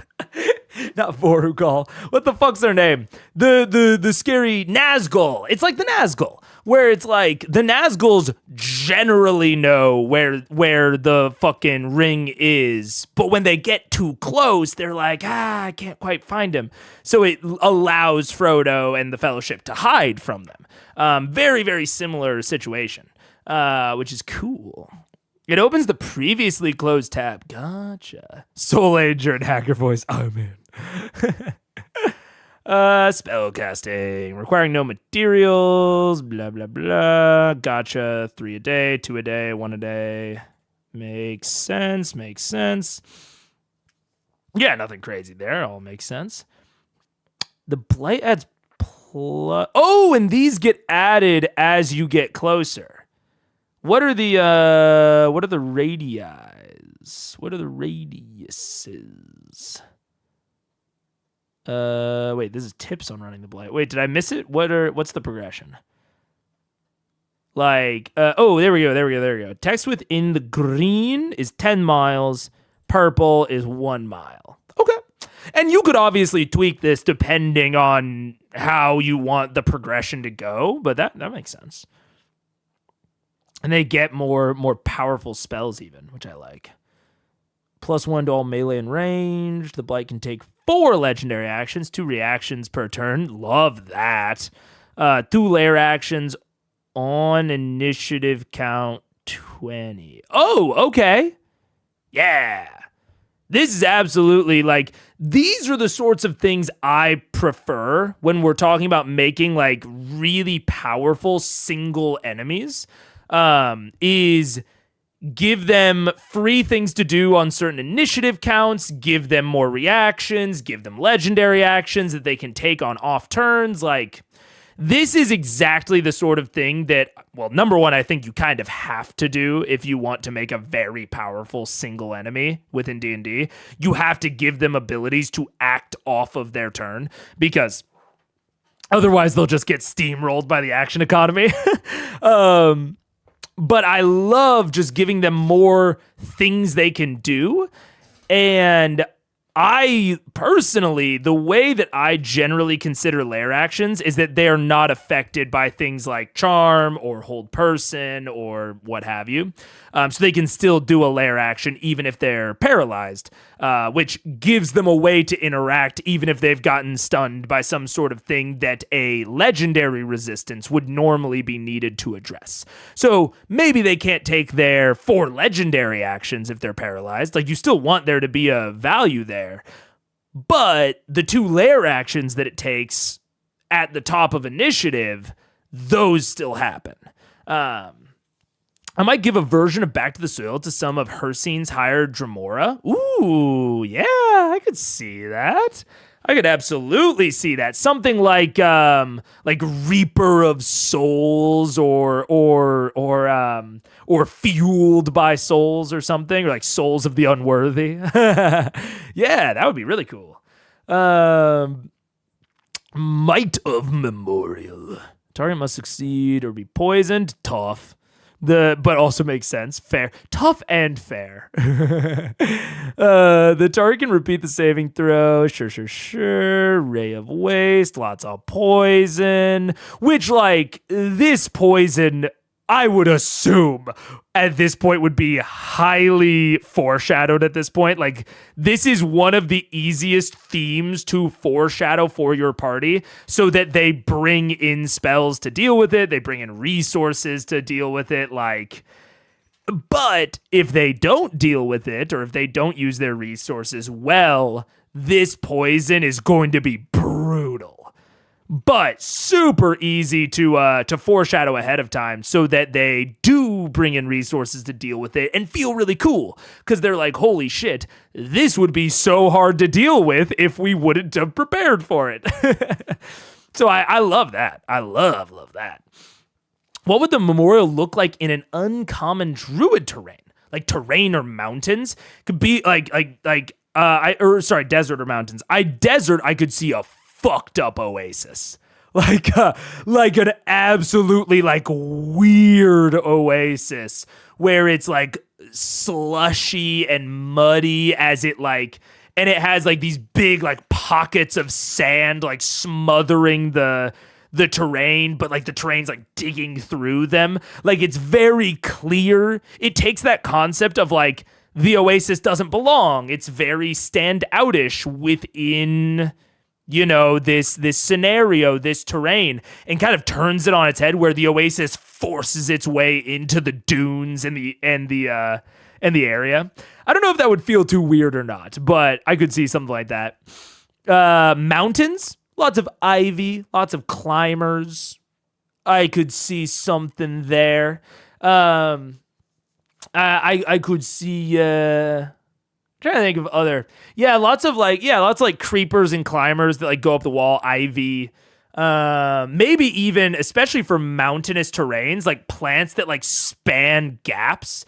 So this mountainous terrain that once was, you know, barren and desolate almost feels like walking along like a canopy, like the top of like a rainforest canopy, because of this mat of vines that have stretched across in like gaps thousands of meters wide between mountains, and are supported by these creeping, climbing stalks. And so like they're walking across like a forest canopy, essentially, looking down at these giant chasms beneath them between the mountain peaks. Maybe something there. I don't know. I don't know. That could be fun. Nature is not just forest. Oh, absolutely. I totally agree, Jacob. Yeah. What up, Albie? How you doing? Something like sandstorms or landslides, flash flooding. Yeah. As the memorial's like constantly trying to like sweep out the sand. You know, it could be an effective spell against a blight. What? That is true. That is true indeed. Albie, what are you doing? What are we doing? I'll tell you what we're doing.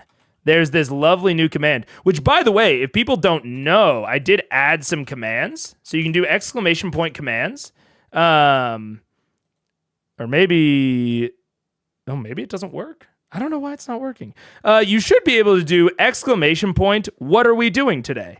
And exclamation point, what are we doing today? We'll tell you exactly what we're doing today. Which is something that I fill in before every stream now. And I just am now realizing that I never announced that I added that. So consider this that announcement. Exclamation point, what are we doing today? Let's see. Child ship. Yeah, that tracks. Use wild shape as an action or bonus. Okay. And you can do so 3 times. Sure. Yeah. Kind of evokes the wizard leveling. Yeah, that makes sense. 3 legendary, 4 choosing from the options. Cantrip. Okay. True. Okay. Root stride dissolves its current platform. Oh yeah. Yeah, nice little teleport. Also very useful for single target combats. Very, very useful for single target combats. Giving the single target a way to get out of being locked down is important. And I will say, I like tying it to a legendary action, because then if they are forced to do root stride, because your fighter is like grappling it while it's prone and it needs to fucking get out, if it chooses to do root stride, it can't do Ray of Memorial, it can't do cantrip. So you're still getting value, or your players are still getting value out of locking down that single target, but your enemy, your adversary, can get out of that lockdown so that the combat doesn't become boring. So you want to give strats value, but you also want to give ways for the enemy to get out of it.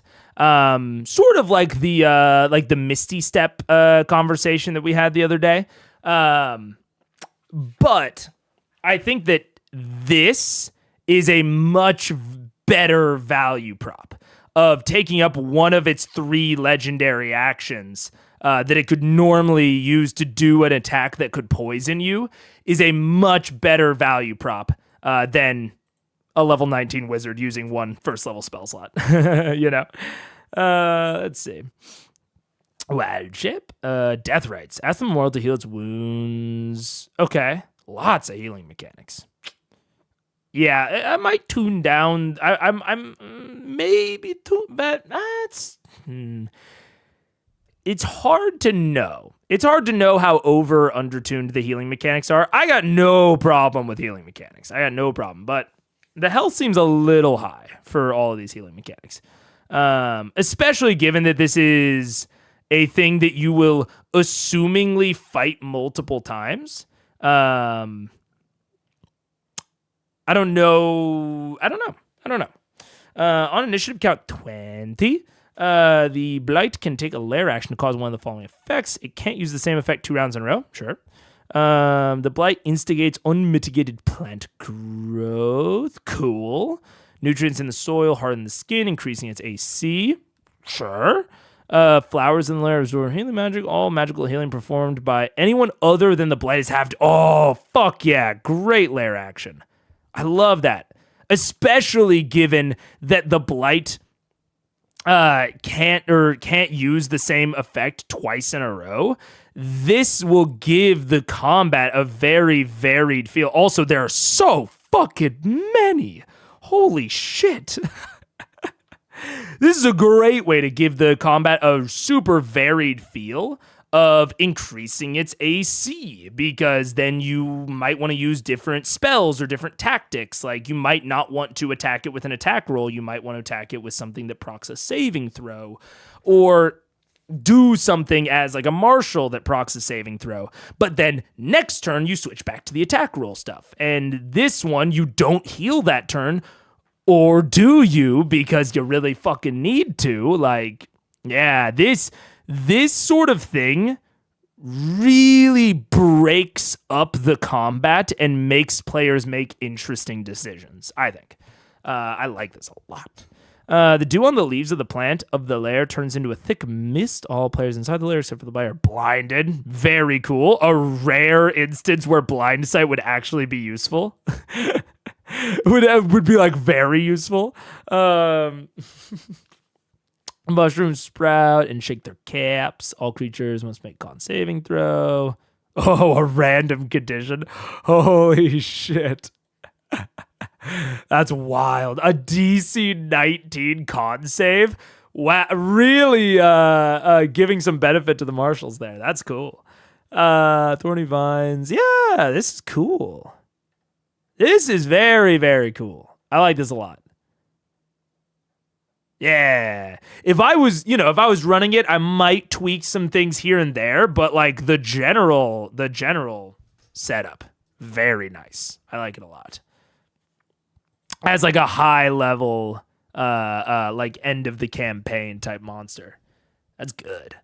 All right. 2d8/5 average is 13, HP 187 average, accounting for the fact that it's for roughly level 12 to 16 players. I'd say that healing isn't too bad as long as it isn't like all the time, like expending an LA or turn. Yeah. I would have to think about it more. Like I said, I may want to tweak some of the numbers.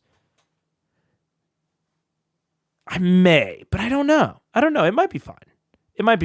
I think I'm also being affected by the fact that I generally, like, I tend towards more combatants than less, just like as like a personal preference thing. I don't think there's like that's like, if you asked me, hey, do you want a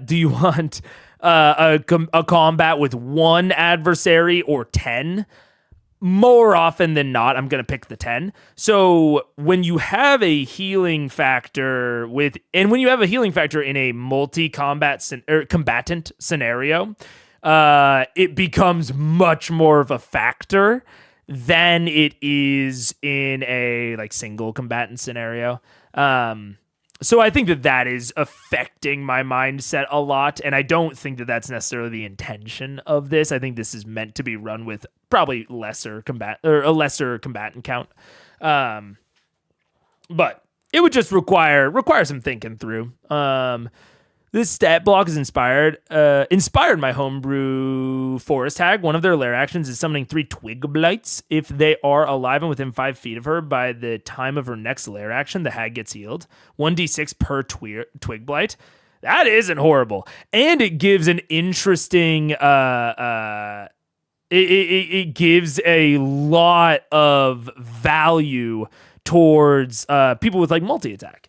Like... a rogue is obviously going to crazy overkill the hag. Or sorry. They're going to crazy overkill a twig blight.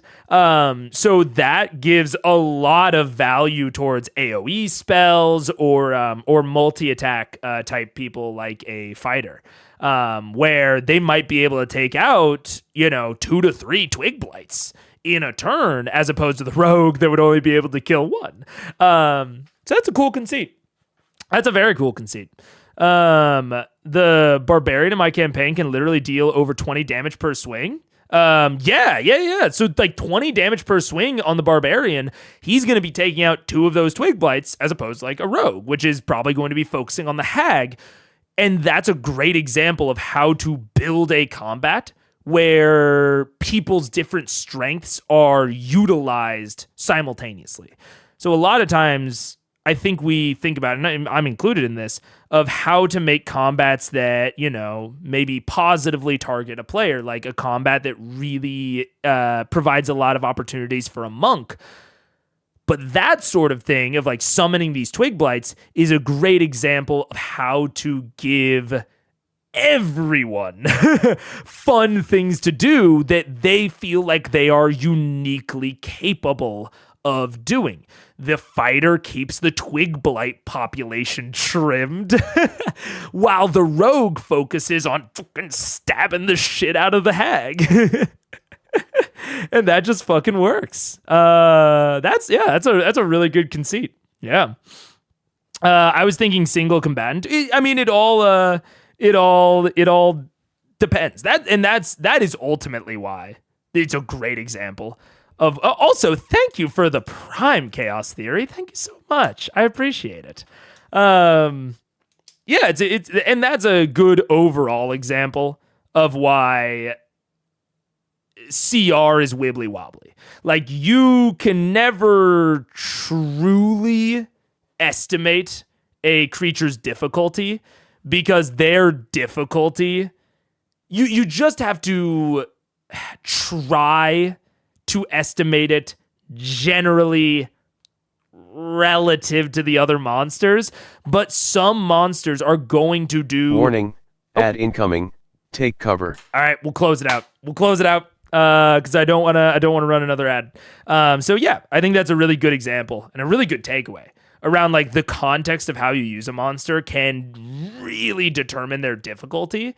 And it can really determine just select features of them and how useful those features are. You said CR and I thought you meant Critical Role. Damn it. Oh no.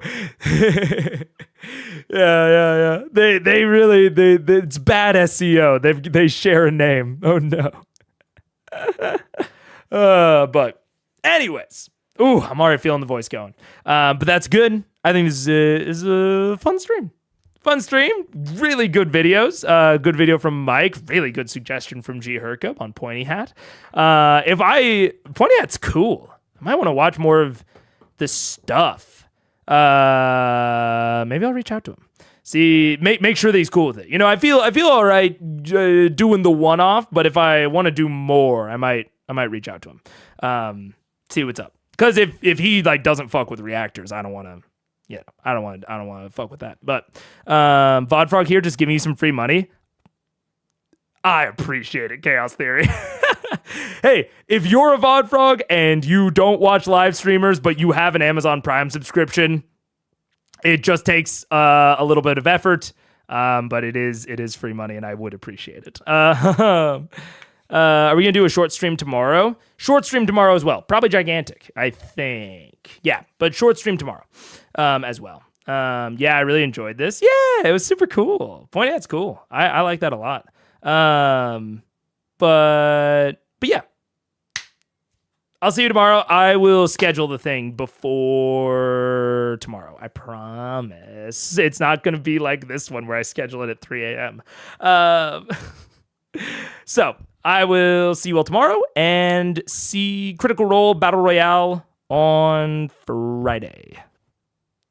Goodbye.